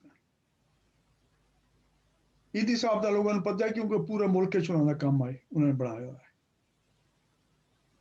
सो पहली गल ये आखते हैं जी नफसियाती अटक है, ये तुसां खुद अटक नूं दूर करना है, इस तो निकलना है। ये मैं 4 उन्होंने अमूमी असूल दसदा पिया। जिस वेले तुसां वत एक शोबे वाल वैसो ना, तालीम है, सेहत है, रिहायश है, रोजगार है, उन्होंने सब दे विच तुहानूं नज़र आसी कि ये 4वें अटकां किवें काम करीदियां पईयां, ते जिन्हां ने तब्दील ले आंदी है उन्होंने इन्हां अटकां नूं दूर किवें कीता है। क्योंकि वो हुण ओहदा मैं तुहानूं अग्गों दस्सना, जिस इलाके जो वहिंदे होंदे हन, वो पहले गल ये करिंदे हन, उन्होंने आखदे हन डायग्नोस्टिक डायलॉग, कि लोगों को पुछदे हन कि भी तुहाडे गरीबी दूर करने दा सब तो वड्डी अटक के है, ये अटक तुसीं दूर क्यों नहीं कर सकते, वो सानूं दस्सो। असां तुहानूं कुछ नहीं देना, जिहड़ी अटक है ना तुहाडे राह च उहनूं हटाउण दी तुहाडी मदद करनी, करना तुसां खुद दे सब कुछ। तुसीं किहड़ा ऐसा काम कर सकदे हो जिस नाल तुहाडी गरीबी दूर हो वञे, लेकिन वो तुसीं नहीं पे कर सकदे क्योंकि कोई अटक आ गई साढ़े रस्ते। सो पहली गल ये है। दूई गल वो आखदे हन कि जिहड़ी दूई अटक है ਉਹਨੂੰ ਆਖਦੇ ਹਨ ਸੋਸ਼ਲ ਬੈਰੀਅਰ, ਵਸੇ ਵੀ ਅਟਕ। ਉਹਦਾ ਇਹ ਮਤਲਬ ਹੈ ਕਿ ਲੋਕਾਂ ਦੇ ਵਿੱਚ ਇੱਕ ਦੂਏ ਨਾਲ ਰਲ ਕੇ ਕੰਮ ਕਰਨ ਦੀ ਜਿਹੜੀ ਸਲਾਹੀਅਤ ਹੈ, ਜਿਹੜੀ ਪਹਿਲੇ ਬਹੁਤ ਮਜ਼ਬੂਤ ਹੁੰਦੀ ਆਈ, ਉਹ ਕਮਜ਼ੋਰ ਹੋ ਗਈ ਹੈ, ਖਾਸ ਤੌਰ ਤੇ ਸ਼ਹਿਰਾਂ ਦੇ ਵਿੱਚ। ਦਿਹਾਤਾਂ ਵਿੱਚ ਵੀ ਇਹ ਪਹਿਲੇ ਲੋਕ ਇਕੱਠੇ ਤਾਂ ਹੁੰਦੇ ਹਨ, ਲੇਕਿਨ ਇਕੱਠੇ ਹੁੰਦੇ ਨੇ ਕਿਸੇ ਵਡੇਰੇ ਦੇ ਥੱਲੇ, ਕਿਸੇ ਚੌਧਰੀ ਖਾਨ ਸਰਦਾਰ ਦੇ ਥੱਲੇ। ਉਹਨਾਂ ਤੋਂ ਹਟ ਕੇ ਰਲ ਮਿਲ ਕੇ ਕੰਮ ਕਰਨ ਦੀ ਰੀਤ ਕੋਈ ਨਾ ਹੈ। ਵਿੰਗਾਰ ਦੀ ਸ਼ਕਲ ਹੁੰਦੀ ਹੈ ਜਿਹੜੀ ਇਕੱਠ ਦੀ ਸ਼ਕਲ ਹੈ, ਕਿ ਬਲ ਸਫਾਈ ਕਰਨਾ ਹੈ ਉਹਦੇ ਵਾਸਤੇ ਵਿੰਗਾਰ ਹੋ ਸੀ, ਦੂਏ ਕੰਮ ਕਰਦੇ ਨੇ। ਉਹ ਜਿਹੜੇ ਇਲਾਕੇ ਦਾ ਵੱਡਾ ਮੋਤਬਰ ਹੁੰਦਾ ਹੈ ਬੰਦਾ, ਉਹ ਡਿਪਟੀ ਕਮਿਸ਼ਨਰ ਨਾਲ ਉਹਦਾ ਰਾਬਤਾ ਹੁੰਦਾ ਹੈ। ਸਰਕਾਰ ਨੇ ਜਿਹੜੇ ਕੰਮ ਜ਼ਿਲ੍ਹੇ ਤੋਂ ਤੱਲੇ ਕਰਵਾਉਣੇ ਹੁੰਦੇ ਹਨ, ਚਾਹੇ ਕੱਚੀ ਸੜਕ ਬਣਾਉਣੀ ਹੈ, ਚਾਹੇ भल सफाई करनी है, कोई होर पुल बनाने छोटे मोटे, इहो जिहे कम वो विंगार नाल होंदे हैं। वो विंगार वड्डा ते चौधरी कर सकदा है, वो इकट्ठ दी शक्ल है, लेकिन वो उन रल वर्तन की शक्ल कोई ना है जिससे सब लोग रल के काम करें, ते रल के फैसला करें, ते रल के उन्होंने वेखण कि असां जो करना चाहते से वो नतीजा निकले या नहीं। उन्हें आख्या दूआ सोशल बैरियर के लोगों विच रल मिल के काम करने की सकत बहुत कमज़ोर है, और क्यों इकट्ठे नहीं हो सकते, इस वास्ते बन के सरकार नाल भी गल नहीं कर सकते, सरकार को अपना हक नहीं लै सकते, जिहदे वास्ते हर शय मौजूद है, इदारा भी मौजूद है, पैसे भी मौजूद हैं, बंदे भी मौजूद हैं। ते ओहदा जिहड़ा असूल उन्होंने सिखाया है वो इहो मैं तुहानूं दस्सिया कि उन्होंने दस्सिया कि समाजी काम में मूछें नीचे रखनी पड़ती, ते जेहड़े बंदे उन्होंने नाल काम करदे हैं। दूई गल ये आई, उन्हें आखे ये जिहड़ा काम है ना, ये सिर्फ रजाकारा तौर पर नहीं हो सकता, ये काम कुल वक्ती काम है, ये एक पेशावराना महारत वाला काम है, जिस बंदे की तरबियत होवे वो बेहतर तरीके नाल उन्होंने कर सकते। लोग साढ़े मौजूद होंगे देहातें शहरें जिन्होंने साथ हैं पंचायती, पंचायती जो खूबी होंगी है कि वो रल के राह कढ़े ने लोगों नाल काम करन दा, ਉਹਨੂੰ ਜ਼ਿਆਦਾ ਉਹਦੇ ਹੁਨਰ ਨੂੰ ਤਰੱਕੀ ਦੇਣਾ, ਉਹਦੀ ਰੋਜ਼ੀ ਦਾ ਬੰਦੋਬਸਤ ਕਰਨਾ ਤਾਂ ਕਿ ਇੱਕ ਇੱਕ ਬੂਹਾ ਖੜਕਾ ਕੇ ਲੋਕਾਂ ਨਾਲ ਗੱਲ ਕਰ ਸਕੇ, ਇਕੱਠਾ ਕਰ ਸਕੇ। ਇਹ ਮੁਸਤਕਿਲ ਕੰਮ ਹੈ, ਇਹਨੂੰ ਇੱਕ ਅਲੱਗ ਪੇਸ਼ੇ ਜਾਂ ਮਹਾਰਤ ਦੇ ਤੌਰ ਤੇ ਮੰਨਣਾ, ਇਹਦਾ ਬੰਦੋਬਸਤ ਕਰਨਾ ਇਹ ਜ਼ਰੂਰੀ ਹੈ। ਕੋਈ ਸਵਾਲ ਤੇ ਨਹੀਂ ਹੁਣ ਤੱਕ? ਠੀਕ ਹੈ ਜੀ। ਬਸ ਇਹ ਹੈ ਕਿ ਉਹ ਜਿਹੜੀ ਤੁਸੀਂ ਉਹ ਇੱਕ ਜਿਹੜਾ ਥੀਸਿਸ ਦਿੱਤਾ ਹੈ ਕਿ ਵੀ ਸਾਡੇ ਨਾਲ ਮਾਜ਼ੀ ਧੋਖੇ ਬੜੇ ਹੋਏ ਨੇ, ਜਿਹੜੀ ਤੁਸੀਂ 1970 ਦੇ ਇਲੈਕਸ਼ਨ ਦੀ ਗੱਲ ਦੱਸੀ ਔਰ ਫਿਰ ਅੱਗੇ ਪਿੱਛੇ ਜੀ ਜੀ ਇਹ ਬੜੀ ਮੈਨੂੰ ਦੇਖੋ ਕਿਸੇ ਵੀ ਚੀਜ਼ ਦਾ ਮੇਰੇ ਖਿਆਲ 'ਚ ਕੋਈ ਇੱਕ ਵਜ੍ਹਾ ਨਹੀਂ ਹੁੰਦੀ, ਮਲਟੀਪਲ ਫੈਕਟਰਸ ਹੁੰਦੇ ਨੇ, ਮਲਟੀਪਲ ਰੀਜ਼ਨਸ ਹੁੰਦੇ ਨੇ, ਤੇ ਇੱਕ ਰੀਜ਼ਨ ਇਹ ਤੇ ਮੈਨੂੰ ਬੜੀ ਦਿਲ ਨੂੰ ਲੱਗੀ ਹੈ ਕਿ ਇੱਕ ਇਹ ਬਿਲਕੁਲ ਵਜ੍ਹਾ ਹੋ ਸਕਦੀ ਹੈ। ਔਰ ਮਤਲਬ 1970 ਨਹੀਂ, ਮੈਂ ਪਿੱਛੇ ਵੀ ਲੈ ਜਾਓ ਤੇ ਉੱਥੇ ਵੀ ਬੜੇ ਧੋਖੇ ਹੋਏ ਨੇ। ਔਰ ਫਿਰ ਇਸ ਤੋਂ ਬਾਅਦ ਵੀ ਅਗਰ ਤੁਸੀਂ ਉਹ ਵੇਖੋ ਕਿ ਜੀ ਉਹ ਨਿਜ਼ਾਮ ਮੁਸਤਫਾ ਲੈ ਕੇ ਆਵਾਂਗਾ ਤੇ ਫਲਾਣਾ ਕਰਾਂਗਾ ਤੇ ਉਹ ਵੀ ਨਹੀਂ ਲੈ ਕੇ ਆਇਆ, ਫਿਰ ਉਸ ਤੋਂ ਬਾਅਦ ਕੋਈ ਹੋਰ ਆਏ, ਉਹਨਾਂ ਨੇ ਹੋਰ, ਤੇ ਮੁਸਲਸਲ ਇੱਕ ਜਿਹੜੇ ਧੋਖੇ ਸਾਨੂੰ ਹੁੰਦੇ ਰਹੇ ਨੇ। ਔਰ ਮੈਂ ਸਮਝਦਾ ਕਿ ਅਸੀਂ ਕੋਈ ਨਿਜ਼ਾਮ ਵੀ ਨਹੀਂ ਬਣਾ ਸਕੇ ਇਸ ਤਰ੍ਹਾਂ ਦਾ, ਔਰ ਬੜੀ ਨਾਉਮੀਦੀ ਹੋ ਗਈ। ਤੁਸੀਂ ਇਹ ਇਹ ਬੜਾ ਜ਼ਬਰਦਸਤੀ ਸੀ। ਮੈਂ ਉਮਰ ਇਸ ਹਿਸਾਬ ਨਾਲ ਵੇਖਦਾ ਮੈਂ ਕਿ ਹੁਣ ਅਸੀਂ ਕੀ ਕਰ ਸਕਦੇ ਹਾਂ, ਜੋ ਹੋ ਗਿਆ ਸੋ ਹੋ ਗਿਆ, ਹੁਣ ਕਿਹੜੀ ਅਟਕਾਂ ਹਨ ਸਾਡੇ ਰਸਤੇ ਵਿੱਚ। ਜੀ ਬਿਲਕੁਲ, ਅਸਾਂ ਰਾਹ ਕਿਸ ਤਰ੍ਹਾਂ ਕੱਢਣਾ, ਠੀਕ ਹੈ ਨਾ ਜੀ। ਤੇ ਇਸ ਵਾਸਤੇ ਮੈਂ ਉਹਦੇ ਬਾਰੇ ਗੱਲ ਨਹੀਂ ਕਰਾਂਦਾ ਪਿਆ, ਉਹ ਠੀਕ ਹੈ, ਅਹਿਮ ਚੀਜ਼ ਹੈ, ਉਹਦੇ ਉੱਤੇ ਤੁਹਾਨੂੰ ਸੋਚਣਾ ਵੀ ਚਾਹੀਦਾ ਹੈ, ਖੋਜ ਵੀ ਲਾਉਣਾ ਚਾਹੀਦਾ, ਪੜ੍ਹਨਾ ਵੀ ਚਾਹੀਦਾ, ਗੱਲ ਵੀ ਕਰਨੀ ਚਾਹੀਦੀ ਹੈ। ਲੇਕਿਨ ਇਸ ਲਈ ਅਸਾਂ ਜਿੱਥੇ ਖਲੋਤੇ ਆ ਨਾ, असा उत्थे वेखना कि हुण के अटक है साढ़े रस्ते विच। ये अगर असा काम करना चाहिए, वो एक है नफसियाती बंदिश, दूजा है समाजी बंदिश के रल के काम करन दा तरीका, लोकां नाल रलावण दा। वो हर बंदे नूं ओहदी महारत कोई नहीं, वो कमज़ोर है। वो बंदे लभना जिहड़ा ये काम जाणदे हन, उन्हां नूं थोड़ा जिहा होर सिखावना ते उन्हां दी रोजी का बंदोबस्त करना, क्योंकि कुल वक्ती काम है, ठीक है। ये जरा मैं सोशल इंफ्रास्ट्रक्चर की गल की आई, जे एडमिनिस्ट्रेटिव इंफ्रास्ट्रक्चर, इंतजामी इंफ्रास्ट्रक्चर कोई नहीं है सियासी, तो सोशल इंफ्रास्ट्रक्चर बनावना है। तो ये काम जेडे लोग ये काम करे सन, उन्हां दी रोजी का बंदोबस्त भी नाल करना है।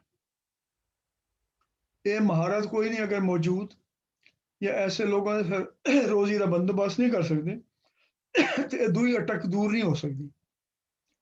जेड़ी NGO या सिविल सोसाइटी तंजीमें उन्होंने सिर्फ इतनी अहमियत है, अगर वो इहो जिहे बंदे तैयार कर सकन, उन्होंने रोजी का बंदोबस्त कर सकन, जेड़े लोकां नाल मुकालमा करके उन्हें पहले इकट्ठ पैदा करन कि बई वो केड़ा मसला है जिस ते रल के काम करना चाहते हैं, तो ਉਹਨੂੰ ਕਰਨ ਵਾਸਤੇ ਕਿਹੜੀ ਕਿਹੜੀ ਸਰਕਾਰ ਦੀ ਜ਼ਿੰਮੇਵਾਰੀ, ਕਿਹੜੀ ਉਹਨਾਂ ਦੀ ਜ਼ਿੰਮੇਵਾਰੀ ਹੈ, ਉਹਨੂੰ ਇਕੱਠੇ ਕਰਨ ਦਾ ਜਿਹੜਾ ਇਲਮ ਹੈ ਨਾ, ਉਹ ਬੜਾ ਵੱਡਾ ਇਲਮ ਹੈ, ਉਸ ਅਟਕ ਨੂੰ ਦੂਰ ਕਰਨਾ।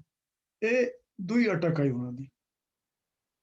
तीसरी जी बड़ी अहम तो दिलचस्प चीज़ अटक है जिसका मैं तुहानू जिक्र करना चाहना, वो मैं तुहानू मिसालां दसा, वो है टैक्नीकल बैरीयर।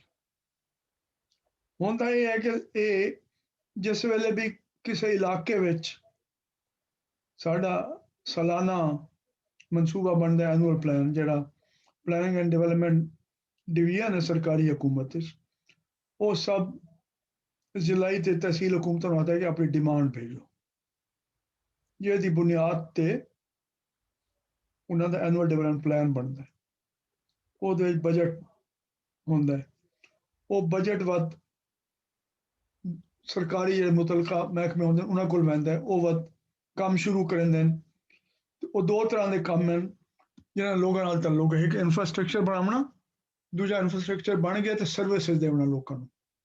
ਕਿ ਅਗਰ ਪਾਣੀ ਦਾ ਕੰਮ ਹੈ ਤੇ ਪਹਿਲੇ ਜਿਹੜਾ ਹੈ ਉਹ ਟਿਊਬਵੈਲ ਲਾਉਣਾ, ਓਵਰਹੈਡ ਟੈਂਕ ਬਣਾਉਣਾ, ਪਾਈਪ ਲਾਉਣਾ, ਇਹ ਇਨਫਰਾਸਟ੍ਰਕਚਰ ਬਣ ਗਿਆ। ਉਸ ਤੋਂ ਬਾਅਦ ਉਹਨੂੰ ਬਾਕਾਇਦਗੀ ਨਾਲ ਚਲਾਉਣਾ, ਲੋਕਾਂ ਦੇ ਘਰਾਂ ਤੱਕ ਪਹੁੰਚਾਉਣਾ, ਉਹਨੂੰ ਟੈਸਟ ਕਰਨਾ ਕਿ ਪਾਣੀ ਕਿਥਾਈ ਉਹਦੇ ਰਲਤ ਤਾਂ ਨਹੀਂ ਹੁੰਦੀ ਪਈ, ਸਾਫ਼ ਪੀਵਣ ਦਾ ਵਹਿੰਦਾ ਪਿਆ ਜਾਂ ਨਹੀਂ, ਕਿੱਥੇ ਅਗਰ ਹੁੰਦਾ ਪਿਆ ਪਾਣੀ ਦੇ ਵਿੱਚ ਕੋਈ ਆਲੂਦੀ ਆਉਂਦੀ ਪਈ ਤੇ ਕਿੱਥੇ ਆਉਂਦੀ ਪਈ ਹੈ, ਉਹਨੂੰ ਕਿਵੇਂ ਮੁਕਾਉਣਾ ਹੈ, ਤੇ ਇਹ ਸਾਰਾ ਸਰਵਿਸਿਜ਼ ਨੂੰ ਚਲਾਉਣਾ ਤੇ ਵੱਧ ਲੋਕਾਂ ਨੂੰ ਬਿੱਲ ਦੇਣਾ ਤੇ ਬਿੱਲ ਵਸੂਲ ਕਰਨਾ। इंफ्रास्ट्रक्चर एक शय है, सर्विस डिलीवरी दूई शय है। ये दो काम है वो करने होंगे। अच्छा, उस तो बाद ये है कि टेक्निकल आ गया मसला। टेक्निकल मसला क्या है कि ये जी पानी की स्कीम है, सैनिटेशन दी है, स्कूल बनाना है, हैल्थ क्लिनिक बनाना है, एक हर म्यूनसिपल हुकूमत को एक सब इंजीनियर होंगे जिहड़ा इंफ्रास्ट्रक्चर का काम करता है, उसकी फीजिबिलिटी बढ़ाता है। हुण वो जिहड़ा सब इंजीनियर है ना, ਉਹਦੇ उत्ते काम की इतनी भरमार होंदी है जिसके वास्ते अंग्रेजी लफ्ज इस्तेमाल करते फायर फाइटिंग। ਉਹਨੂੰ ਉੱਤੋਂ ਅਫਸਰਾਂ ਤੋਂ ਸਿਆਸਤਦਾਨਾਂ ਤੋਂ ਮੁਤਾਲਬੇ ਆਉਂਦੇ ਰਹਿੰਦੇ ਨੇ। ਉਹ ਦੋ ਕੰਮ ਕਰਦਾ, ਉਸ ਨੂੰ ਜਿਸ ਵੇਲੇ ਆਖਦੇ ਨੇ ਕਿ ਜੀ ਫਲਾਣੀ ਸਕੀਮ ਬਣਾਉਣੀ, ਉਹ ਸਕੀਮ ਬਣਾਉਣ ਵਾਸਤੇ ਅਕਸਰ ਔਕਾਤ ਆਪਣੇ ਦਫ਼ਤਰ ਤੋਂ ਬਾਹਰ ਹੀ ਨਹੀਂ ਨਿਕਲਦਾ, ਮੌਕਾ ਹੀ ਨਹੀਂ ਵੇਖਦਾ, ਬਣ ਕੇ ਲੋਕਾਂ ਦੇ ਨਾਲ ਗੱਲ ਹੀ ਨਹੀਂ ਕਰਦਾ। ਇਹ ਵੀ ਨਹੀਂ ਪਤਾ ਕਰਦਾ ਕਿ ਇਸ ਸ਼ਹਿਰ ਦੀ ਲੋਕਾਂ ਨੂੰ ਲੋੜ ਵੀ ਹੈ ਜਾਂ ਕੋਈ ਨਹੀਂ। ਜੇ ਪਾਣੀ ਮਿਸਾਲ ਤੌਰ ਤੇ ਸਕੀਮ ਬਣਾਉਣੀ ਹੈ ਤੇ ਇਸ ਗੱਲ ਦੀ ਜ਼ਹਿਮਤ ਨਹੀਂ ਕਰਦੇ ਕਿ ਕਿਹੜੀ ਜਗ੍ਹਾ ਤੇ ਟਿਊਬਵੈਲ ਲਾਉਣਾ ਚਾਹੀਦਾ, ਖੂਹ ਖੱਟਣਾ ਚਾਹੀਦਾ, ਕਿੱਥੋਂ ਪਾਣੀ ਕਿਸ ਤਰ੍ਹਾਂ ਮੌਜੂਦ ਹੈ। ਉਹਨੂੰ ਪਤਾ ਹੁੰਦਾ ਪਾਣੀ ਦੀ ਸਕੀਮ ਬਣਾਉਣ ਵਾਸਤੇ ਇੱਕ ਟੈਕਨੀਕਲ ਸਪੈਸੀਫਿਕੇਸ਼ਨ ਚਾਹੀਦੀਆਂ ਨੇ ਕਿ ਕਿਹੜੀ ਕਿਹੜੀ ਤੇ ਦੂਜੀ ਕੀਮਤਾਂ ਚਾਹੀਦੀਆਂ। ਜਿਹੜੀਆਂ ਟੈਕਨੀਕਲ ਸਪੈਸੀਫਿਕੇਸ਼ਨਸ ਹਨ ਨਾ, ਉਹ ਇੱਕ ਬਲੂ ਬੁੱਕ ਹੈ, ਉਹਦੇ ਲਿਖੀਆਂ ਹੋਈਆਂ ਹੁੰਦੀਆਂ ਤੇ ਕੀਮਤਾਂ ਵੀ ਜਿਹੜੀ ਉਹ ਸਰਕਾਰ ਦੀ ਤੈਅ ਕੀਤੀ ਹੁੰਦੀਆਂ ਨੇ ਉਹਨਾਂ ਦੀ ਪ੍ਰਾਈਸ ਲਿਸਟ ਦੇ ਵਿੱਚ। ਉਹ ਬਣੀਆਂ ਬਣਾਈਆਂ ਪਹਿਲੇ ਤੋਂ ਹੁੰਦੀਆਂ, ਨੌ ਮਕਾਮੀ ਮਾਰਕੀਟ ਚੈੱਕ ਕਰਦੇ ਨੇ ਕਿ ਕਿਹੜੀ ਸ਼ਹਿਰ ਦੀ ਕਿ ਬਾਏ ਨਾ, ਇਹ ਪਤਾ ਕਰਦੇ ਨੇ ਮਤਲਬ ਹੈ ਕਿ ਇਹ ਸਕੀਮ ਬਣਾਉਣੀ ਹੈ ਤੇ ਕਿਹੜੇ ਤਰੀਕੇ ਨਾਲ ਬਣਾਉਣੀ ਹੈ। ਗਰੀਬ ਇਲਾਕੇ ਦੀ ਸਕੀਮ ਜਿਹੜੀ ਹੈ ਜ਼ਾਹਿਰ ਹੈ ਉਹ ਤੁਸੀਂ ਉਂਝ ਨਹੀਂ ਬਣਾ ਸਕਦੇ ਜਿਹੜੇ ਬਹੁਤ ਅਮੀਰ ਇਲਾਕੇ ਦੀ ਸਕੀਮ ਹੈ, ਲੇਕਿਨ ਉਹ ਸਪੈਸੀਫਿਕੇਸ਼ਨ ਬਣੀ ਹੋਈ ਹੁੰਦੀਆਂ। ਇਸ ਵਾਸਤੇ ਆਮ ਤੌਰ ਤੇ ਉਹ ਜਿਹੜੀ ਟੈਕਨੀਕਲ ਸਕੀਮ ਦੇ ਨੇ ਉਹ ਬੜੀ ਮਹਿੰਗੀਆਂ ਹੁੰਦੀਆਂ ਤੇ ਕਿਉਂਕਿ ਜਿਹੜੇ ਇਦਾਰੇ ਹਨ ਉਹਨਾਂ ਕੋਲ ਬਜਟ ਮਹਦੂਦ ਹੁੰਦਾ ਹੈ, ਇਸ ਵਾਸਤੇ ਉਹ ਗਰੀਬ ਇਲਾਕੇ ਦੇ ਕੰਮ ਨਜ਼ਰਅੰਦਾਜ਼ ਕੀਤੀ ਰੱਖਦੇ ਹਨ ਕਿਉਂਕਿ ਉਹਨਾਂ ਦੇ ਬਜਟ ਇਤਨਾ ਜ਼ਿਆਦਾ ਹੁੰਦਾ ਹੈ ਕਿ ਉਹ ਆਖਦੇ ਜਨਾਬ ਇਹ ਤਾਂ ਸਭ ਦੀ ਲੋੜਾਂ ਪੂਰੀਆਂ ਨਹੀਂ ਹੋ ਸਕਦੀਆਂ, ਇਸ ਵਾਸਤੇ ਜੀ 10 ਸਾਲ ਬਾਅਦ 15 ਸਾਲ ਬਾਅਦ ਅਸੀਂ ਜਿਹੜਾ ਟੈਕਨੀਕਲ ਹੱਲ ਕੱਢਦੇ ਹਨ ਉਹ ਲੋਕਾਂ ਦੀ ਜ਼ਰੂਰਤਾਂ ਦੇ ਮੁਤਾਬਿਕ ਨਹੀਂ ਹੁੰਦਾ।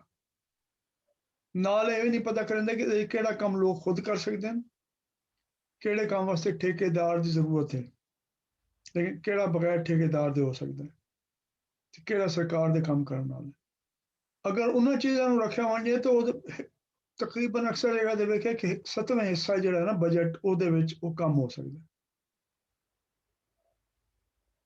टेक्निकल दा दूआ मसला ये है कि क्योंकि वो सिर्फ एक खास ज़हन बने होंदे सोचण दा, इस वास्ते वो इस गल की परवाह नहीं करेंदे कि जिहड़ा असां हल दसेंदे पे हैं वो लोकां दे अपनी जिहड़ी मुआशी हालत है, जिहड़े हालात हैं उस दे नाल उन्हां दी मुताबिकत बनदी है या नहीं बनदी। इस वास्ते वो टेक्निकल हल तो बन वैंदे न, लेकिन टेक्निकल हल जरूरी नहीं वो लोकां दी लोड़ां सही तरीके नाल पूरी करेंदे होण। उसकी वजह तो बेशुमार कम अटके रह वैंदे।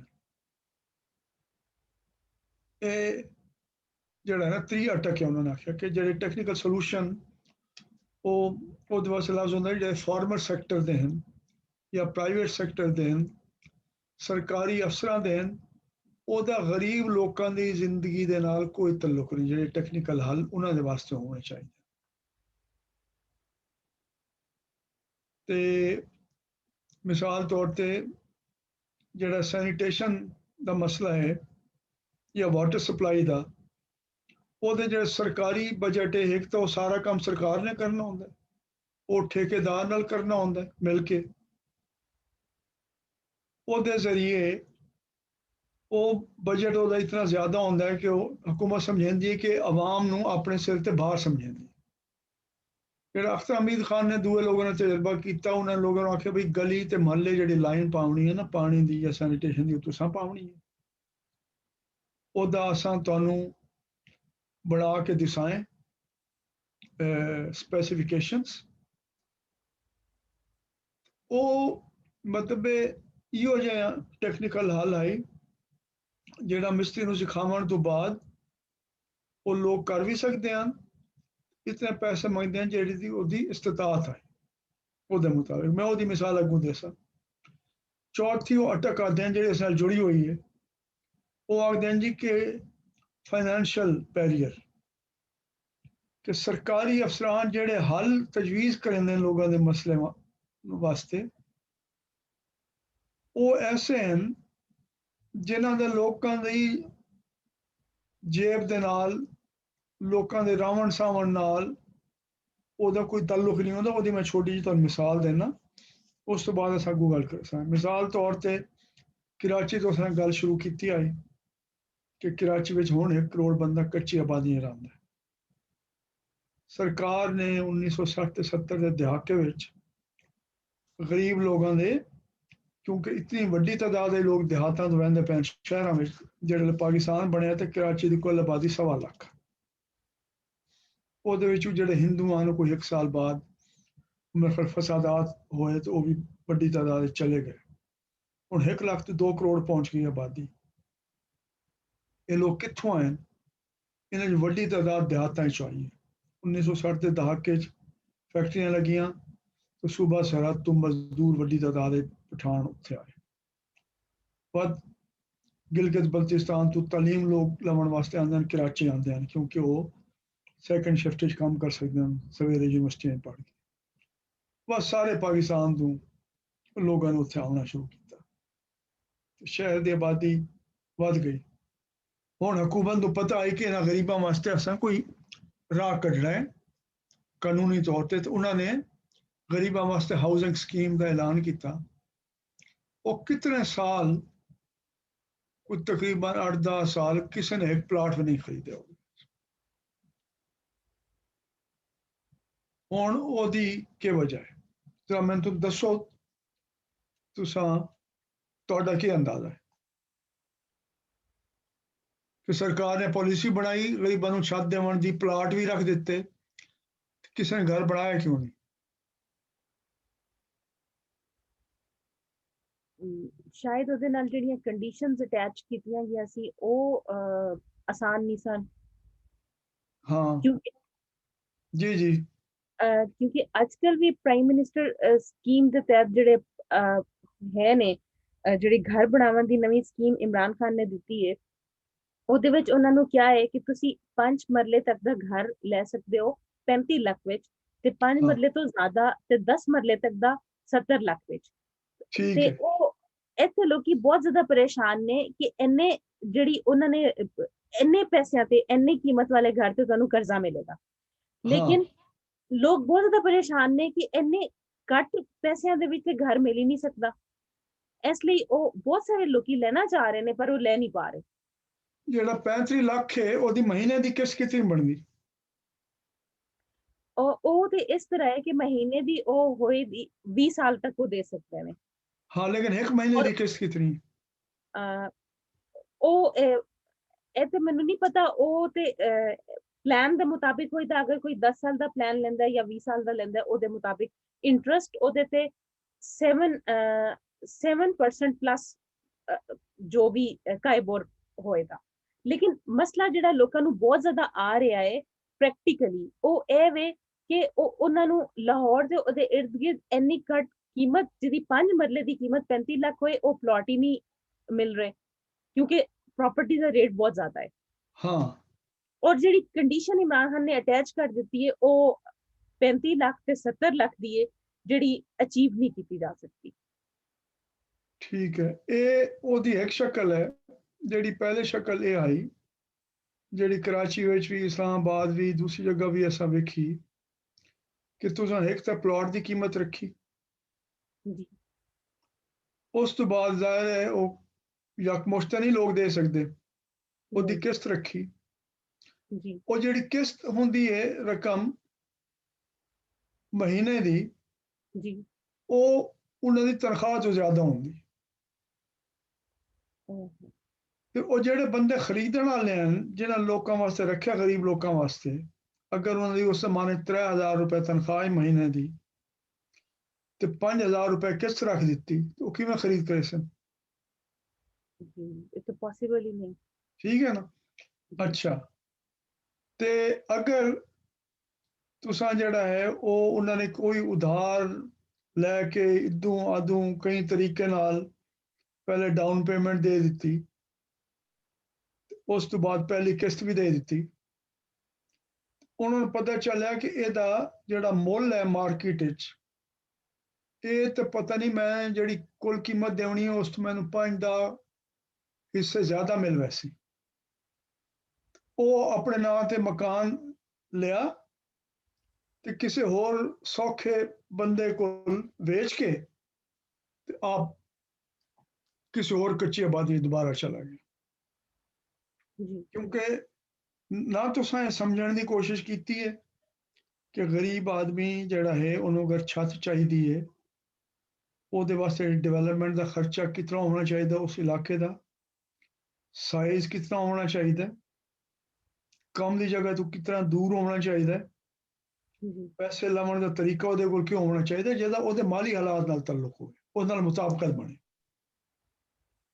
ਉਹਦਾ ਨਤੀਜਾ ਇਹ ਹੋਇਆ ਕਿ ਜਿਹੜੇ ਕਰਾਚੀ ਵਿੱਚ ਪਲਾਟ ਹਨ ਉਹ ਜਿਹੜੇ ਸੌਖੇ ਲੋਕ ਹਨ ਦਰਮਿਆਨੇ ਤਬਕੇ ਦੇ ਉਹਨਾਂ ਨੇ ਆਪਣੇ ਨੌਕਰਾਂ ਡਰਾਈਵਰਾਂ ਗਰੀਬ ਲੋਕ ਜਿਹੜੇ ਜਾਣਨ ਵਾਲੇ ਹਨ ਉਹਨਾਂ ਦੇ ਨਾਂ ਤੇ ਖਰੀਦ ਲਏ ਕਿਉਂਕਿ ਉਹ ਗਰੀਬ ਬੰਦਾ ਤਾਂ ਪੈਸੇ ਨਹੀਂ ਦੇ ਸਕਦਾ। ਦਫ਼ਤਰਾਂ ਦਾ ਉਹਨਾਂ ਨੂੰ ਤਰੀਕਾ ਇਤਨਾ ਪੇਚੀਦਾ ਆਈ ਉਹ ਆਪਣੀ ਦਿਹਾੜੀ ਤੋੜ ਕੇ ਕੰਮ ਹੀ ਨਹੀਂ ਕਰ ਸਕਦਾ ਵੰਡ ਕੇ ਸਾਰੇ ਜਮ੍ਹਾਂ ਕਰਾਉਣਾ। ਦੂਆ ਨੂੰ ਇਹ ਨਜ਼ਰ ਆਉਂਦਾ ਹੈ ਕਿ ਚਲੋ ਮੈਂ ਜਿਹੜਾ ਹੈ ਨਾ ਇਹ ਹੁਣ ਇਹਦੇ ਨਾਂ ਤੇ ਮੈਂ ਅਗਰ 50,000 ਜਾਂ ਲੱਖ ਰੁਪਏ 'ਚ ਪਲਾਟ ਖਰੀਦ ਲਿਆ ਕੱਲ ਨੂੰ ਮੈਂ 10 ਲੱਖ 20 ਲੱਖ ਵੇਚ ਦੇਸਾਂ, ਉਹ ਸਾਰਾ ਸਪੈਕੂਲੇਸ਼ਨ ਵਾਸਤੇ ਬਣਨਾ ਸ਼ੁਰੂ ਹੋ ਗਿਆ। ਹੁਣ ਦਿਲਚਸਪ ਇਹ ਗੱਲ ਆਈ ਕਿ ਸਰਕਾਰ ਦੇ ਜਿਹੜੇ ਮਨਸੂਬੇ ਹਨ ਲੋਕਾਂ ਨੂੰ ਘਰ ਬਣਾਉਣ ਦੇ ਉਹ ਸਾਰੇ ਖਾਲੀ ਪਏ ਹਨ ਪਲਾਟ, ਉਹਨਾਂ ਦੇ ਕੋਈ ਘਰ ਨਹੀਂ ਬਣਿਆ, ਉੱਥੇ ਕੋਈ ਬੰਦਾ ਨਹੀਂ ਆਇਆ। ਲੇਕਿਨ ਜਿਹੜੇ ਲੋਕ ਕਬਜ਼ਾ ਗਰੁੱਪ ਹਨ ਉਹਨਾਂ ਨੇ ਜਿਹੜੀ ਕੱਚੀ ਆਬਾਦੀਆਂ ਜਗ੍ਹਾ ਜਗ੍ਹਾ ਕਾਇਮ ਕੀਤੀਆਂ ਉੱਥੇ ਸਾਰੇ ਲੋਕ ਘਰ ਲੈ ਕੇ ਰਹਿੰਦੇ ਪਏ ਹਨ। ਉੱਥੇ ਪਾਣੀ ਦਾ ਵੀ ਉਹਨਾਂ ਨੇ ਇੰਤਜ਼ਾਮ ਕਰਤਾ, ਮਕਾਨ ਬਣਾਉਣ ਦਾ ਇੰਤਜ਼ਾਮ ਕਰਤਾ, ਟਰਾਂਸਪੋਰਟ ਦਾ ਵੀ ਇੰਤਜ਼ਾਮ ਕਰ ਦਿੱਤਾ। ਬਲਕਿ ਜਿਹੜੇ ਲੋਕ ਆਏ ਛੋਟਾ ਮੋਟਾ ਕਰਜ਼ਾ ਦੇ ਕੇ ਉਹਨਾਂ ਨੂੰ ਮਿਸਤਰੀ ਦਾ ਵੀ ਉਹਨੂੰ ਥੱਲੇ ਲਾ ਦੇਣ ਉਹਦਾ ਵੀ ਇੰਤਜ਼ਾਮ ਕਰਤਾ। ਉਹਨੇ ਦੱਸ ਦਿੱਤਾ ਕਿ ਭਾਈ ਘਰ ਕਿਵੇਂ ਬਣਾਉਣਾ, ਨਾਲ ਕਰਜ਼ੇ ਦਾ ਵੀ ਇੰਤਜ਼ਾਮ ਕਰ ਦਿੱਤਾ ਕਿ ਤੁਸੀਂ ਕਰਜ਼ਾ ਲੈਂਦੇ ਰਹੋ ਨਾਲ ਦਿੰਦੇ ਰਹਿਣਾ, ਘਰ ਵੀ ਪਹਿਲੇ ਕਿੱਦਾਂ ਬਣਾ ਲਓ, ਇੱਕ ਕਮਰਾ ਬਣਾ ਲਓ, ਵਤ ਇਸ ਤਰ੍ਹਾਂ ਹੋਰ ਕਮਰੇ 'ਚ ਪੈਂਦੇ ਰਹਿਣਾ, ਪਿਛਲਾ ਕਰਜ਼ਾ ਦੇ ਦੇਣਾ, ਅੱਗੋਂ ਲੈ ਲੈਣਾ। ਹੁਣ ਉਹ ਤਰੀਕਾ ਹੀ ਜਿਸ ਨੂੰ ਆਖਦੇ ਇੰਕਰੀਮੈਂਟਲ ਡਿਵੈਲਪਮੈਂਟ ਦਾ ਤਰੀਕਾ, ਜਿਹਦਾ ਗਰੀਬਾਂ ਦੇ ਆਪਣੇ ਮਾਲੀ ਹਾਲਾਤ ਨਾਲ ਤल्लुक ਆਈ, ਜਿਹੜੇ ਤਰੀਕੇ ਨਾਲ ਗਰੀਬ ਆਦਮੀ ਉਹ ਕਿਸੇ ਜਗ੍ਹਾ ਵੰਝ ਕੇ ਜ਼ਮੀਨ ਤੇ ਕਬਜ਼ਾ ਵੀ ਲੈ ਸਕਦੇ ਹਨ ਤੇ ਉਹਦੇ ਦੇ ਵੀ ਸਕਦੇ ਹਨ ਖਰਚਾ, ਉਹਦੀ ਕੀਮਤ, ਤੇ ਉਹਨਾਂ ਨੇ ਕੰਮ ਤੇ ਵੰਝਣਾ ਆਉਂਦਾ ਹੀ, ਉਹ ਬਾਕੀ ਸਾਰੇ ਇੰਤਜ਼ਾਮਾਤ ਵੀ ਉਹ ਪੂਰੇ ਹੋ ਜਾਂਦੇ। ਤੇ ਉੱਥੇ ਡਿਵੈਲਪਮੈਂਟ ਦਾ ਖਰਚਾ, ਪਲਾਟ ਦਾ ਖਰਚਾ, ਕਿਸ਼ਤ, ਉਹ ਉਹਨਾਂ ਨੇ ਉਹਨਾਂ ਦੇ ਮੁਤਾਬਿਕ ਰੱਖੀਆਂ। ਉਹਨਾਂ ਨੇ ਆਖਿਆ ਤੁਸੀਂ ਇਨਕਰੀਮੈਂਟਲੀ ਆਹਿਸਤਾ ਆਪਣਾ ਘਰ ਵੀ ਬਣਾਓ, ਤਾਂ ਡਿਵੈਲਪਮੈਂਟ ਦਾ ਕੰਮ ਵੀ ਇਨਕਰੀਮੈਂਟਲੀ ਹੁੰਦਾ ਹੈ। ਲੋਕ ਕਿਸ਼ਤ ਦਿੰਦੇ ਰਹਿੰਦੇ ਹਨ, ਨਾਲ ਉਹਨਾਂ ਦੇ ਇਲਾਕੇ 'ਚੋਂ ਪਾਣੀ, ਸੂਰਜ ਵਗੈਰਾ ਦਾ ਸਿਲਸਿਲਾ ਹੁੰਦਾ। ਹੁਣ ਜਿਸ ਵੇਲੇ ਉਹ ਕੱਚੀ ਆਬਾਦੀ ਅਥਾਰਟੀ ਬਣੀ, ਜਿਹੜੇ 5 ਸਾਲ ਪਹਿਲੇ ਕੁਝ ਨਹੀਂ ਹੋਇਆ, ਤਾਂ ਜਿਹੜੇ ਅਫਸਰ ਸਾਹਿਬਾਨ ਹਨ ਉਹਨਾਂ ਨੇ ਤਾਂ ਦਫ਼ਤਰ ਤੋਂ ਕੰਮ ਕਰਨਾ ਹੁੰਦਾ ਹੈ, ਉਹਨਾਂ ਨੂੰ ਬਣੇ ਬਣਾਏ ਜ਼ਿੰਮੇਦਾਰੀਆਂ ਮਿਲ ਗਈਆਂ, ਕੰਮ ਮਿਲ ਗਏ, ਉਹਨਾਂ ਨੂੰ ਉਸ ਤੋਂ ਸੱਜੇ ਖੱਬੇ ਹੋ ਕੇ ਨਹੀਂ ਕਰਨਾ। ਇਹ ਸਮਝਣ ਦੀ ਕੋਸ਼ਿਸ਼ ਨਹੀਂ ਕਰਨੀ ਕਿ ਗਰੀਬ ਆਦਮੀ ਦੇ ਰਾਜ ਅਟਕ ਕੇ ਆਇਆ, ਅਸਾਂ ਜਿਹੜੇ ਕੋਲ ਪੈਸੇ ਲਾਉਣ ਦਾ ਸਾਡਾ ਤਰੀਕਾ ਹੈ, ਜਿਤਨੇ ਪੈਸੇ ਲਾਉਣੇ ਹਨ, ਜਿਸ ਤਰ੍ਹਾਂ ਡਿਵੈਲਪਮੈਂਟ ਕਰਨੀ ਹੈ, ਉਹ ਐਸਾ ਤਰੀਕਾ ਹੈ ਕਿ ਗਰੀਬ ਆਦਮੀ ਉਹਦੇ ਮੁਤਾबिक ਚੱਲ ਸਕਦਾ ਹੀ ਨਹੀਂ।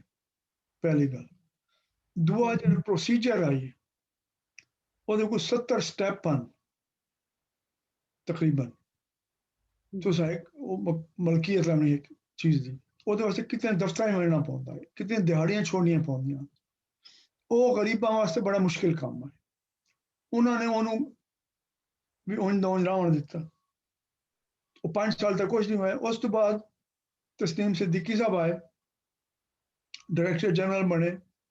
ਉਹਨਾਂ ਨੇ ਪਹਿਲੇ ਵੇਖਿਆ ਕਿ ਯਾਰ ਇਹ ਜਿਹੜੀ ਕੱਚੀ ਆਬਾਦੀਆਂ ਗੈਰ ਕਾਨੂੰਨੀ ਤੌਰ ਤੇ ਬਣੀਆਂ ਹੋਈਆਂ, ਇਹਦੇ ਲੋਕ ਸਭ ਬੈਠੇ ਹਨ, ਸਰਕਾਰੀ ਜਿਹੜੇ ਸਕੀਮ ਤੇ ਕੋਈ ਨਹੀਂ ਆਉਂਦੇ, ਇਹ ਕਿਸ ਤਰੀਕੇ ਨਾਲ ਕੰਮ ਕरेंगे। ਉਹ ਚਾਹੇ ਗੈਰ ਕਾਨੂੰਨੀ ਹੈ, ਲੇਕਿਨ ਕੰਮ ਕਿਹੜਾ ਹੈ। ਉਸ ਕੰਮ ਨੂੰ ਵੇਖਣ ਤੋਂ ਬਾਅਦ ਉਹਨਾਂ ਨੂੰ ਪਤਾ ਚੱਲਿਆ ਕਿ ਇਹਦਾ ਜਿਹੜਾ ਟੈਕਨੀਕਲ ਤਰੀਕਾ ਹੈ, ਉਹ ਟੈਕਨੀਕਲ ਅਟਕ ਨੂੰ ਦੂਰ ਕਰਨਾ ਤੇ ਮਾਲੀ ਉਹਦਾ ਤਰੀਕਾ ਹੈ ਸਭ ਤੋਂ ਬਿਹਤਰ ਜਾਣਦਾ। ਇਸ ਵਾਸਤੇ ਜਿਹੜਾ ਵੀ ਕੋਈ ਬੰਦਾ ਆਉਂਦਾ ਹੈ, ਉਹ ਸਰਕਾਰੀ ਪਲਾਟ ਦੇ ਪਿੱਛੋਂ ਭੱਜਣ ਦੀ ਬਜਾਏ ਉਹਦੇ ਪਹਿਲੇ ਤੋਂ ਬਾਈਬੰਦ ਮੌਜੂਦ ਹੁੰਦੇ ਨੇ ਕਿਸੇ ਇਲਾਕੇ ਵਾਲੇ, ਯਾਰ ਇੱਥੇ ਆਉਣ ਜਿਸ ਦਿਨ ਪਲਾਟ ਮਿਲਦੇ ਸੀ। ਉਹ ਆਪਣੇ ਪੂਰੇ ਘਰ-ਬਾਰ ਨੂੰ, ਉਹਨਾਂ ਦੀ ਪਹਿਲੀ ਸ਼ਰਤ ਇਹ ਹੁੰਦੀ ਆਈ ਕੱਚੀ ਆਬਾਦੀਆਂ 'ਚ, ਉਹਨਾਂ ਆਖਿਆ ਜੀ ਪਲਾਟ ਤੁਹਾਨੂੰ ਕਬਜ਼ਾ ਤਾਂ ਮਿਲ ਸੀ ਜੇ ਆਪਣੇ ਘਰ-ਬਾਰ ਬੱਚਿਆਂ ਨੂੰ ਸਭ ਨੂੰ ਲੈ ਕੇ ਆਓ ਸੋ ਇੱਥੇ। ਇਹ ਨਹੀਂ ਕਿ ਇੱਥੇ ਪਲਾਟ ਖਰੀਦ ਕੇ ਰੱਖਦੇ ਸੋ ਬਾਅਦ ਇਹ ਮਹਿੰਗਾ ਵੇਚੇ ਸੋ, ਕਿ ਆਪਣੇ ਬਾਲ ਬੱਚੇ ਨੂੰ ਸਾਰੇ ਲੈ ਕੇ ਇੱਥੇ ਆਵੇ ਸੋ ਤੇ ਤੁਹਾਨੂੰ ਕਬਜ਼ਾ ਵੀ ਮਿਲ ਵੈਸੀ, ਤੁਹਾਨੂੰ ਕਰਜ਼ਾ ਹੀ ਮਿਲ ਵੈਸੀ, ਤੁਸੀਂ ਕੰਮ ਆਪਣਾ ਕਰਨਾ ਸ਼ੁਰੂ ਕਰ ਦੇਣਾ। ਉਹ ਜਿਹੜਾ ਫਾਈਨੈਂਸ਼ੀਅਲ ਬੈਰੀਅਰ ਹੈ, ਉਹ ਸਭ ਕੰਮਾਂ ਦੇ ਵਿੱਚ, ਤਾਲੀਮ ਵਿੱਚ, ਸਿਹਤ ਵਿੱਚ, ਛੱਤ ਬਣਾਉਣ ਵਿੱਚ, ਕਾਰੋਬਾਰ ਵਿੱਚ, ਇਹ ਵੱਡੀ ਬੰਦਿਸ਼ ਹੈ।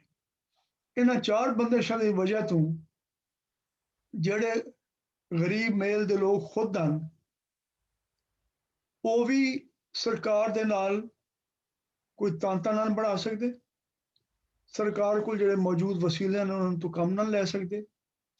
ਜਿਹੜੇ ਸਰਕਾਰ ਦੇ ਵਿੱਚ ਲੋਕ ਹਨ, ਉਹ ਵੀ ਜੋ ਕੰਮ ਉਹਨਾਂ ਨੂੰ ਮਿਲਿਆ ਹੋਇਆ ਹੈ, ਜਿਸ ਕੰਮ ਵਾਸਤੇ ਮਹਿਕਮਾ ਬਣਿਆ ਹੈ, ਜਿਸ ਵਾਸਤੇ ਬਜਟ ਮਿਲਿਆ, ਉਹ ਵੀ ਆਪਣਾ ਕੰਮ ਨਾਲ ਕਰ ਸਕਦੇ।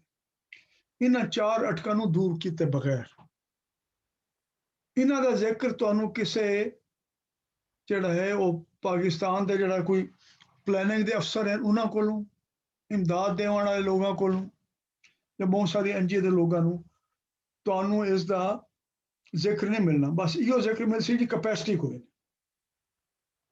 ਤੇ ਕੈਪੈਸਿਟੀ ਤੋਂ ਕੀ ਮਤਲਬ ਹੈ?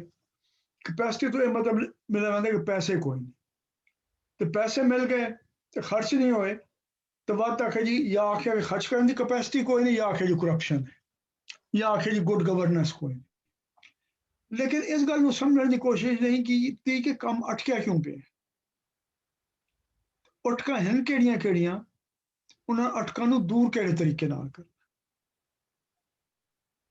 ਇਹਨੂੰ ਸਾਹਮਣੇ ਰੱਖ ਕੇ ਜਿਹੜੇ ਲੋਕਾਂ ਨੇ ਕੰਮ ਕੀਤਾ ਪਾਕਿਸਤਾਨ ਵਿੱਚ, ਬੇਸ਼ੁਮਾਰ ਤਰ੍ਹਾਂ ਦੇ ਲੋਕ ਹਨ। जिन्होंने तालीम ते भी काम किया है, सेहत ते भी काम किया है, रोजगार ते भी काम किया है, लोगों को छत दिवाने वास्ते भी काम किया है, होर मसलियां वास्ते वो इन्होंने 4 अटकन उन्होंने दूर किया है। यो काम होया शुमाली इलाका जात दे विच आगा खान यूसुफपुर प्रोग्राम ने किया, कराची विच अख्तर हमीद खान ने किया औरंगजेब प्रोजेक्ट की शक्ल दे विच।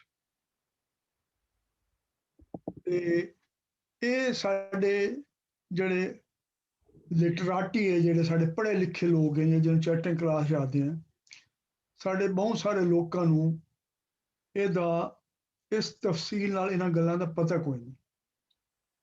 ਇਸ ਵਾਸਤੇ ਉਹ ਜਿਹੜਾ ਇਲਮ ਉਹਨਾਂ ਦੇ ਕੋਲ ਹੈ, ਉਹ ਉਹਨਾਂ ਨੂੰ ਉਮੀਦ ਤੇ ਤਾਕਤ ਨਹੀਂ ਦਿੰਦਾ ਜਿਸ ਨਾਲ ਉਹ ਆਪਣੇ ਆਲੇ ਦੁਆਲੇ ਦੀ ਚੀਜ਼ਾਂ ਨੂੰ ਬਦਲ ਸਕਣ। ਇਹਦੇ ਬਾਰੇ ਤੁਸੀਂ ਕੋਈ ਗੱਲ ਕਰਨੀ ਹੈ ਤਾਂ ਮੈਨੂੰ ਦੱਸੋ, ਅਗਰ ਤੁਹਾਡਾ ਕੋਈ ਸਵਾਲ ਹੈ।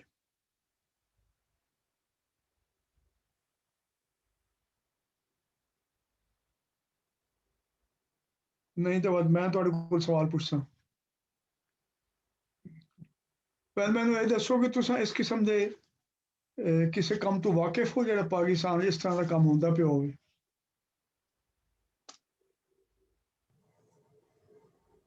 नहीं सर, कोई डायरेक्टली तो नहीं कोई वाकफियत। ਬਰਾਹ ਰਾਸਤ ਵਾਕਫੀਅਤ ਨਹੀਂ ਕਿਉਂ ਜੀ? ਮਰੀਮ ਤੁਸੀਂ ਦੱਸੋ। ਡਾਇਰੈਕਟਲੀ ਤੇ ਨਹੀਂ, ਲੇਕਿਨ ਇਹ ਜਿਹੜੀਆਂ ਅਟਕਾਂ ਤੁਸੀਂ ਦਸੀਆਂ ਨੇ, ਇਹ ਤੇ ਪਾਕਿਸਤਾਨ ਦੇ ਵਿੱਚ ਸਾਰਿਆਂ ਕੰਮਾਂ ਦੇ ਵਿੱਚ ਹੀ ਨਜ਼ਰ ਆਉਂਦੀਆਂ ਨੇ। ਜਿਹੜੇ ਗਵਰਨਮੈਂਟ ਦੇ ਪ੍ਰੋਜੈਕਟਸ ਨੇ ਉਹ ਵੀ, ਤੇ ਜਿਹੜੇ NGOs ਕਰ ਰਹੇ ਨੇ ਪ੍ਰਾਈਵੇਟ ਸੈਕਟਰ ਵਿੱਚ ਜਿਹੜਾ ਕੰਮ ਹੋ ਰਿਹਾ ਹੈ ਉਹਨਾਂ ਵਿੱਚ ਵੀ। ਹਾਂ, ਇਹ ਅਟਕਾਂ ਦਾ, ਹਾਂ ਤੁਹਾਡੀ ਗੱਲ ਸਹੀ ਹੈ। ਇਹ ਕਿਉਂਕਿ ਸੋਚ ਦਾ ਤਰੀਕਾ ਤਾਂ ਇੱਕੋ ਹੀ ਹੈ ਨਾ ਸਭ ਦਾ, ਤੇ ਅਟਕਾਂ ਹਨ ਉਸ ਕੰਮ ਵਿੱਚ। ਲੇਕਿਨ ਅਟਕਾਂ ਨੂੰ ਦੂਰ ਕਰਨ ਵਾਸਤੇ ਜਿਹੜੇ ਲੋਕਾਂ ਨੇ ਕੰਮ ਕੀਤੇ ਨੇ, ਬੜੀ ਕਾਮਯਾਬੀ ਨਾਲ ਇਹਨਾਂ ਅਟਕਾਂ ਨੂੰ ਦੂਰ ਕੀਤਾ ਹੈ। ਇਹ ਹੁਣ ਤੁਸੀਂ ਦੋਵੇਂ ਬੈਠੇ ਹੋ, ਕਾਮਰਾਨ ਇਸ ਵੇਲੇ ਕੋਈ ਨਹੀਂ। ਮੈਨੂੰ ਇਹ ਦੱਸੋ ਕਿ ਇਹ 2 ਸਵਾਲ ਹਨ ਮੇਰੇ। ਇੱਕ ਤੇ ਇਹ ਕਿ ਜਿਹੜੇ ਕੰਮ ਹੋਏ ਹਨ ਇਹਨਾਂ ਅਟਕਾਂ ਨੂੰ ਦੂਰ ਕਰਨ ਵਾਸਤੇ, ਉਹਦਾ ਸਾਡੇ ਜ਼ਿਆਦਾ ਲੋਕਾਂ ਨੂੰ, ਖਾਸ ਤੌਰ ਤੇ ਪੜ੍ਹੇ ਲਿਖੇ ਲੋਕਾਂ ਨੂੰ ਪਤਾ ਕਿਉਂ ਨਹੀਂ? ਤੇ ਦੂਜੀ ਗੱਲ ਇਹ ਹੈ ਕਿ ਜੇ ਪਤਾ ਹੈ ਲੋਕ ਕੀ ਸਮਝਦੇ ਨੇ ਕਿ ਕਿਉਂ ਇਹਦੀ ਅਹਿਮੀਅਤ ਕਿਉਂ ਕੋਈ ਨਹੀਂ?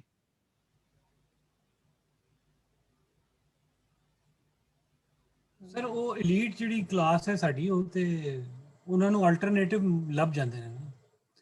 ਮਸਲਾ ਅਗਰ ਸਾਫ਼ ਪਾਣੀ ਨਹੀਂ ਲੱਭ ਰਿਹਾ ਤੇ ਉਹ ਬੋਤਲ ਵਾਲਾ ਪਾਣੀ ਅਫੋਰਡ ਕਰ ਲੈਂਦੇ ਨੇ। ਹੋਰ ਕੋਈ ਸਹੂਲੀਅਤ ਜਿਹੜੀਆਂ ਪਬਲਿਕ ਯੂਟਿਲਿਟੀਜ਼ ਨੇ, ਮਸਲਨ ਤੁਹਾਡੀ ਪਬਲਿਕ ਟਰਾਂਸਪੋਰਟ ਬੜੀ ਗੰਦੀ ਹੈ ਵੱਡੇ ਸ਼ਹਿਰਾਂ 'ਚ, ਲੇਕਿਨ ਉਹਨਾਂ ਕੋਲ ਆਪਣੀ ਟਰਾਂਸਪੋਰਟ ਹੋਏਗੀ ਤੇ ਇਸ ਵਾਸਤੇ ਤੇ ਉਹ ਫਿਰ ਨਹੀਂ, ਮੈਂ ਆਪਣਾ। ਆਮ ਲੋਕਾਂ ਦੀ ਗੱਲ ਕਰਦਾ ਪਿਆ। ਉਮਰ ਜਿਹੜੇ ਦਰਮਿਆਨੇ ਤਬਕੇ ਦੇ ਲੋਕ ਹਨ, ਤਲਵੇਂ ਦਰਮਿਆਨੇ ਤਬਕੇ ਦੇ ਲੋਕ ਹਨ, ਪੜ੍ਹੇ ਲਿਖੇ ਲੋਕ ਹਨ। ਮੈਂ ਤੁਹਾਨੂੰ ਇੱਕ ਛੋਟੀ ਜਿਹੀ ਮਿਸਾਲ ਦੱਸਾਂ। ਤੁਸੀਂ ਪਹਿਲਾਂ ਫਿਰ ਦੱਸੋ ਕਿ ਆਖਿਰ ਜਿਹੜੇ ਸਾਡੇ ਪੜ੍ਹੇ ਲਿਖੇ ਲੋਕ ਹਨ, ਸਾਡੇ ਕਾਲਮ ਨਿਗਾਰ ਹਨ, ਜੀ, ਸਾਡੇ ਐਂਕਰ ਹਨ ਮੀਡੀਆ ਦੇ, ਜਿਨ੍ਹਾਂ ਦਾ ਕੰਮ ਹੀ ਹੋਇਆ ਜਾ ਕੇ ਖਬਰਾਂ ਇਕੱਠੀਆਂ ਕਰਨਾ, ਉਹ ਹੋਰ ਹਰ ਚੀਜ਼ ਤੇ ਮਿਰਚ ਮਸਾਲੇ ਵਾਲੀ ਗੱਲਾਂ ਦੇ ਇਹਨਾਂ ਦੇ ਬਾਰੇ ਕਿਉਂ ਗੱਲ ਨਹੀਂ ਕਰਦੇ? ਇਹ ਸਾਡੇ ਸਿਲੇਬਸ ਦਾ ਹਿੱਸਾ ਕਿਉਂ ਨਹੀਂ ਬਣੀਆਂ ਚੀਜ਼ਾਂ? ਯੂਨੀਵਰਸਿਟੀਆਂ ਪੜ੍ਹਾਇਆ ਕਿਉਂ ਨਹੀਂ ਜਾਂਦਾ ਕਾਲਜਾਂ ਵਿੱਚ? ਇਸ ਇਲਮ ਤੋਂ ਲੋਕ ਵਾਕਿਫ ਕਿਉਂ ਨਹੀਂ?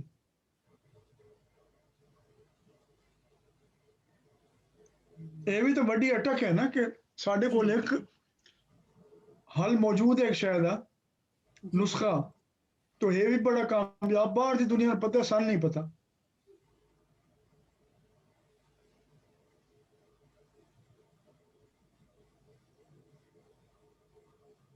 ਡਾਕਟਰ ਸਾਹਿਬ ਫਿਰ ਇਹਦੀ ਕੀ ਵਜ੍ਹਾ ਹੈ? ਕਿਉਂ ਨਹੀਂ ਪਤਾ ਸਾਨੂੰ?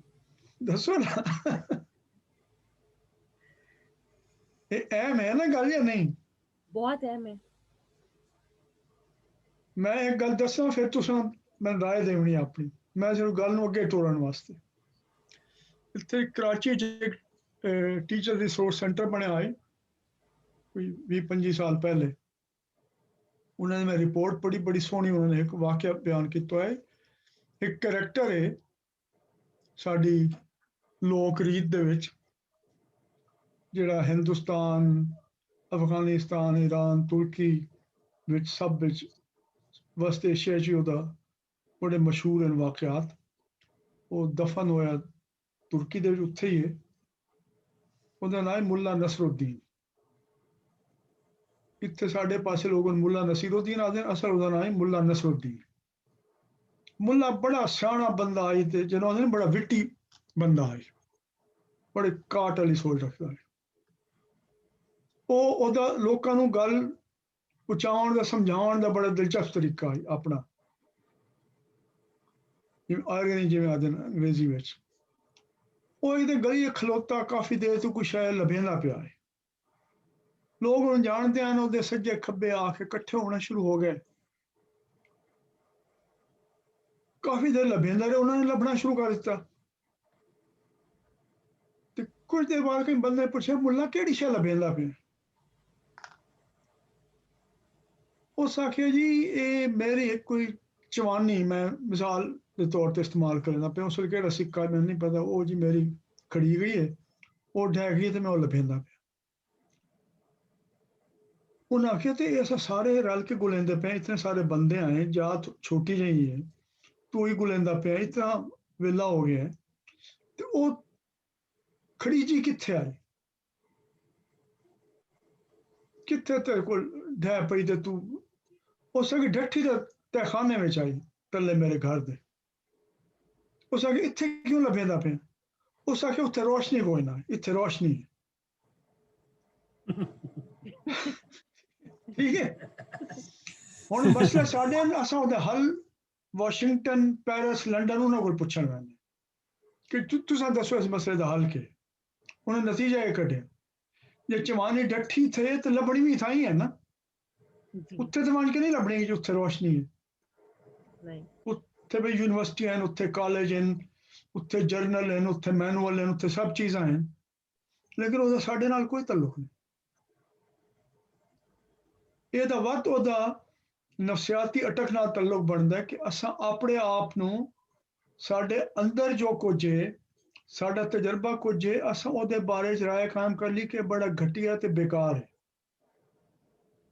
ਆਪਣਾ ਮੁੱਲ, ਆਪਣੀ ਕਦਰ, ਆਪਣਾ ਤਜਰਬਾ, ਉਹਨੂੰ ਅਸਾਂ ਅਹਿਮੀਅਤ ਨਹੀਂ ਦਿੱਤੀ। ਅਸਾਂ ਜਿਹੜੀ ਰੋਸ਼ਨੀ ਉੱਥੇ ਬਣ ਕੇ ਲੱਭੋ ਉੱਥੇ। ਇਹ ਸਾਡੀ ਇੱਕ ਰੀਤ ਹੈ। ਇਸ ਵਾਸਤੇ ਉਹ ਬਾਹਰੋਂ ਦੇ ਕਿਸੇ ਜਰਨਲ ਚੀਜ਼ ਛਪ ਕੇ ਆਵੇ, ਉਹ ਟੈਡ ਟਾਕ ਤੇ ਆ ਵੰਜੇ, ਕਿਸੇ ਚੈਨਲ ਤੇ ਆ ਵੰਜੇ, ਉਹਦਾ ਜਿਹੜੇ ਹੈ ਨਾ ਕਦਰ ਸਾਡੀ ਨਜ਼ਰ ਜ਼ਿਆਦਾ ਹੈ। ਇੱਥੇ ਸਾਡੇ ਆਪਣੇ ਲੋਕਾਂ ਦੀ ਕਦਰ ਸਾਨੂੰ ਉਦੋਂ ਆਉਂਦੀ ਹੈ ਜਿਸ ਵੇਲੇ ਬਾਹਰ ਦੇ ਲੋਕ ਸਾਨੂੰ ਦੱਸਦੇ ਨੇ ਕਿ ਹਾਂ ਯਾਰ ਇਸ ਬੰਦੇ ਨੇ ਬੜਾ ਜ਼ਬਰਦਸਤ ਕੰਮ ਕੀਤਾ, ਵਾ ਤਾਂ ਸਾਡੇ ਹਾਂ ਇਹ ਬੜਾ ਕੰਮ ਕੀਤਾ।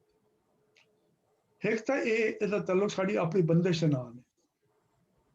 ਲੇਕਿਨ ਹੁਣ ਤੁਸੀਂ ਵੇਖੋ ਸਾਡੀ ਯੂਨੀਵਰਸਿਟੀਆਂ, ਮੇਰਾ ਆਪਣਾ ਅੰਦਾਜ਼ਾ ਹੈ ਕਿ ਪਾਕਿਸਤਾਨ ਤਕਰੀਬਨ ਕੋਈ 150 ਦੇ ਕਰੀਬ ਯੂਨੀਵਰਸਿਟੀ ਹੋ ਸਕਦੀ ਇਸ ਵੇਲੇ। ਤੇ ਮਿਸਾਲ ਤੌਰ ਤੇ ਮੈਂ ਇੱਕ ਜ਼ਮਾਨੇ ਗਿਣਿਆ ਆਈ ਸਿਰਫ ਇਸਲਾਮਾਬਾਦ ਪਿੰਡੀ ਵਿੱਚ ਕੋਈ 25-30 ਦੇ ਕਰੀਬ ਯੂਨੀਵਰਸਿਟੀਆਂ, 2 ਸ਼ਹਿਰਾਂ ਵਿੱਚ। ਤੇ ਸਾਡੀ ਯੂਨੀਵਰਸਿਟੀ ਇੱਕ ਬੜਾ ਮਸਲਾ ਜਿਸਦਾ ਤੁਸੀਂ ਅਕਸਰ ਜ਼ਿਕਰ ਸੁਣਿਆ ਹੋ ਸੀ, ਉਹ ਹੈ ਪਲੇਜਰਿਜ਼ਮ ਦਾ। ਬੜੇ ਬੜੇ ਵੱਡੇ ਪ੍ਰੋਫੈਸਰਾਂ ਤੇ ਇਲਜ਼ਾਮ ਲੱਗਿਆ ਕਿ ਇਹਨੇ ਚੋਰੀ ਕਰਕੇ ਕਿਸੇ ਹੋਰ ਦਾ ਕੰਮ ਆਪਣੇ ਨਾਂ ਨਾਲ ਉਹ ਛਾਪਣ ਦੀ ਕੋਸ਼ਿਸ਼ ਕੀਤੀ ਹੈ, ਜਾਂ ਜਨਰਲ ਆਰਟੀਕਲ ਦੇ ਤੌਰ ਤੇ ਜਾਂ PhD ਦੇ ਵਿੱਚ। ਅੱਛਾ, ਉਹ ਪਲੇਜਰਿਜ਼ਮ ਦੀ ਵੱਡੀ ਵਜ੍ਹਾ ਇਹ ਹੁੰਦੀ ਕਿ ਤੁਹਾਡੇ ਕੋਲ ਰਿਸਰਚ ਕੁਐਸਚਨ ਹੀ ਕੋਈ ਨਹੀਂ। ਹੁਣ ਪਾਕਿਸਤਾਨ ਵਿੱਚ ਜਿਹੜਾ ਹੈ ਉਹ ਕੋਈ 130 ਦੇ ਕਰੀਬ ਜ਼ਿਲ੍ਹੇ ਹਨ, ਕੋਈ 350-450 ਦੇ ਕਰੀਬ ਤਹਿਸੀਲਾਂ ਹਨ, ਕੋਈ 6000 ਯੂਨੀਅਨ ਕਾਉਂਸਲਾਂ ਹਨ। ਸਭ ਦੇ ਵਿੱਚ ਕੰਮ ਜਿਹੜਾ ਹੈ ਉਹ ਅਟਕੇ ਪੈਣ, ਕੰਮ ਨਹੀਂ ਕਰਦੇ ਪਏ। ਹਰ ਯੂਨੀਅਨ ਕਾਉਂਸਲ ਇੱਕ ਰਿਸਰਚ ਕੁਐਸਚਨ ਹੈ, ਉਸ ਦੇ ਉੱਤੇ ਲੋਕ ਤਹਿਕੀਕ ਕਿਉਂ ਨਹੀਂ ਕਰਦੇ? ਉਸ ਦੇ ਉੱਤੇ ਲਿਖਦੇ ਕਿਉਂ ਨਹੀਂ? ਉਹ ਸਾਡੇ ਜਰਨਲ 'ਚ ਕਿਉਂ ਨਹੀਂ ਆਉਂਦਾ? ਉਹ ਸਾਡੇ ਅਖਬਾਰਾਂ 'ਚ ਕਿਉਂ ਨਹੀਂ ਆਉਂਦਾ? ਉਸ ਤੇ ਸਾਡੀ ਬਹਿਸ ਕਿਉਂ ਨਹੀਂ ਹੁੰਦੀ? ਇਹ ਮੈਨੂੰ ਦੱਸੋ। ਇਹ ਪਲੇਜਰਿਜ਼ਮ ਦਾ ਸਿੱਧਾ ਹੱਲ ਹੈ ਕਿ ਬਈ ਲੋਕਾਂ ਨੂੰ ਆਖੋ ਬਈ ਤੂੰ ਜਿਹੜੀ ਯੂਨੀਅਨ ਕਾਉਂਸਲ ਤੂੰ ਰਹਿਣਾ ਉੱਥੇ ਮੰਨ ਕੇ ਰਿਸਰਚ ਕਰ।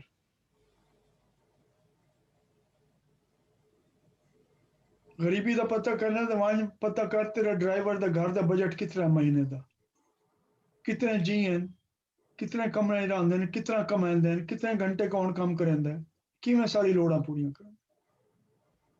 ਇੰਨੇ ਛੱਤ ਹੈ, ਇਹਨਾਂ ਤੇ ਤਹਿਕੀਕ ਕਿਉਂ ਨਹੀਂ ਹੁੰਦੇ ਸਾਡੇ ਮੁਲਕ?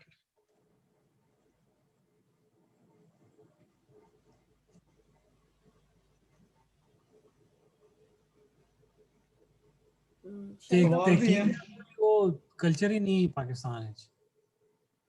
ਬੰਦੇ ਹੁਣ ਜੀ engagement ਦਾ ਇਹ ਵੀ ਹੈ ਜਿਹੜੀ ਤੁਸੀਂ ਬਿਲਕੁਲ ਹੋਣੀ ਦਸੀਏ ਕਿ ਅਸੀਂ ਆਪਣੀ ਉਹ ਜਵਾਨੀ ਇੱਥੇ ਤਹਿਖਾਨੇ ਵਿੱਚ ਨਹੀਂ, ਉਹ ਚਾਨਣ ਵਿੱਚ ਉੱਥੇ ਜਾ ਕੇ ਹੀ ਲੱਭਨੇ ਆ, ਕਿਉਂਕਿ ਉਹ ਇਹਨਾਂ ਟੌਪਿਕਸ ਤੇ ਤਹਿਕੀਕ ਨਹੀਂ ਕਰ ਰਹੇ, ਇਸ ਲਈ ਅਸੀਂ ਨਹੀਂ ਕਰਦੇ।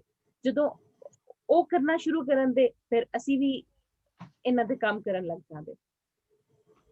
ਤੇ ਹੱਲ ਵੀ ਇੱਥੇ ਹੈ ਤੇ ਮਸਲਾ ਵੀ ਇੱਥੇ ਹੈ ਜੀ। ਉਹਦਾ ਇਹ ਮਤਲਬ ਹੈ ਕਿ ਅਸਾਂ ਜਿਹੜੇ ਪੜ੍ਹੇ ਲਿਖੇ ਲੋਕ ਆਂ, ਸਾਡਾ ਜਿਹੜਾ ਇਲਮ ਹੈ ਉਹਦੇ ਸਾਡੇ ਲੋਕਾਂ ਦੇ ਜੀਵਨ ਦੇ ਨਾਲ ਕੋਈ ਤਾਲੁਕ ਕੋਈ ਨਹੀਂ, ਸਾਡਾ ਵਸੇਬ ਦੇ ਨਾਲ ਕੋਈ ਤਾਲੁਕ ਕੋਈ ਨਹੀਂ।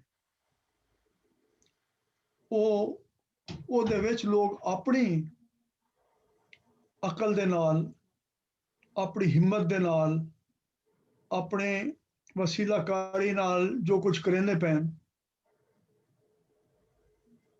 ਉਹਦਾ ਸਾਨੂੰ ਕੋਈ ਇਲਮ ਕੋਈ ਨਹੀਂ। ਮੈਂ ਤੁਹਾਨੂੰ ਇੱਕ ਛੋਟੀ ਜਿਹੀ ਮਿਸਾਲ ਦੇਣਾ, ਇਸ ਤੇ ਤੁਸੀਂ ਸੋਚਣਾ ਹੈ, ਲੇਕਿਨ ਮਿਹਰਬਾਨੀ ਕਰਕੇ ਮੈਂ ਇਸ ਵਾਸਤੇ ਗੱਲ ਕਰਦਾ ਪਿਆ ਕਿ ਤੁਸੀਂ ਅਗਲਾ ਜਿਹੜਾ ਕੋਰਸ ਹੈ ਨਾ ਉਹਦੇ ਬਾਰੇ ਆਪਣੇ ਲੋਕਾਂ ਨੂੰ ਵੀ ਦੱਸਣਾ ਹੈ। ਉਹਦੇ ਵਿੱਚ ਮੈਂ ਤਫਸੀਲ ਨਾਲ ਕੇਸ ਸਟੱਡੀਜ਼ ਕਰਨੀਆਂ ਹਰ ਹਫ਼ਤੇ, ਤਕਰੀਬਨ ਮੈਂ 10-11 ਕੇਸ ਸਟੱਡੀਜ਼ ਪੇਸ਼ ਕਰਨੀਆਂ ਇੱਕ ਮਸਲੇ ਤੇ, ताकि जो लोग कुछ करना चाहते हैं तब्दीली वास्ते वो कर सकें।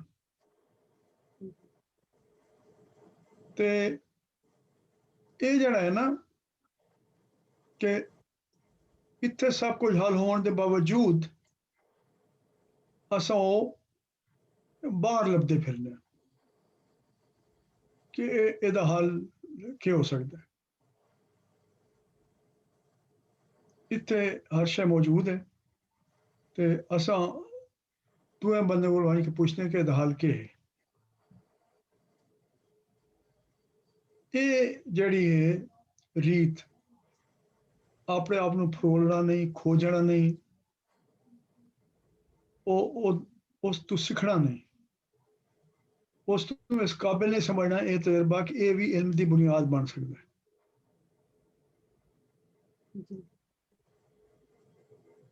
ਉਹਦੇ ਬਜਾਏ ਬਾਹਰ ਦੇ ਮਾਡਲ ਵੇਖ ਕੇ ਉਹਨਾਂ ਮਾਡਲ ਦੇ ਹਿਸਾਬ ਨਾਲ ਇੱਥੋਂ ਆਦਾਦ ਇਕੱਠੇ ਕਰਨਾ, ਘਾਟ ਕੱਢਣਾ ਤੇ ਬਾਅਦ ਦੱਸਣਾ ਜੀ ਹਾਂ ਉਹ ਮਾਡਲ ਤੇ ਠੀਕ ਸਾਬਿਤ ਹੋਇਆ ਜਾਂ ਨਹੀਂ, ਉਸ ਤਰ੍ਹਾਂ ਤਹਿਕੀਕ ਹੁੰਦੀ ਪਈ।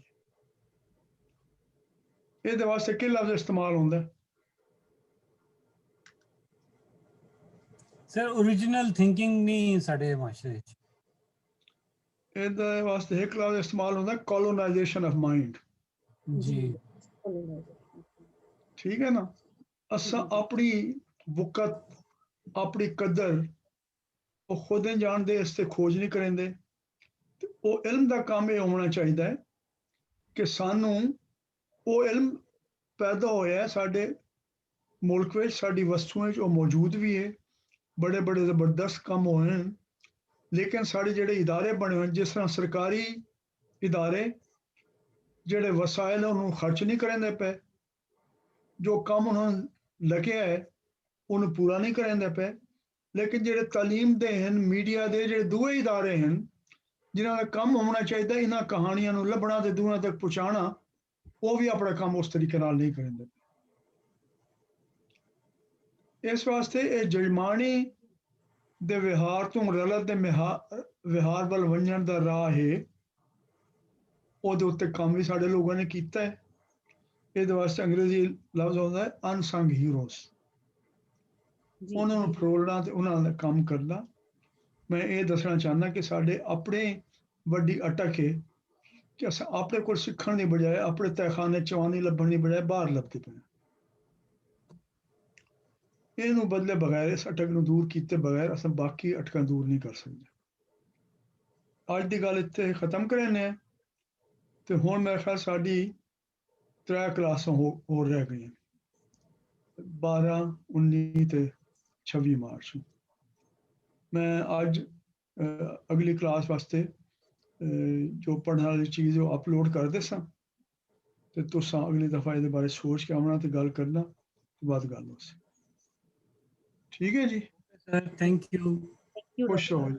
ਖੁਦਾ ਹਾਫਿਜ਼। खुदा हाफिज।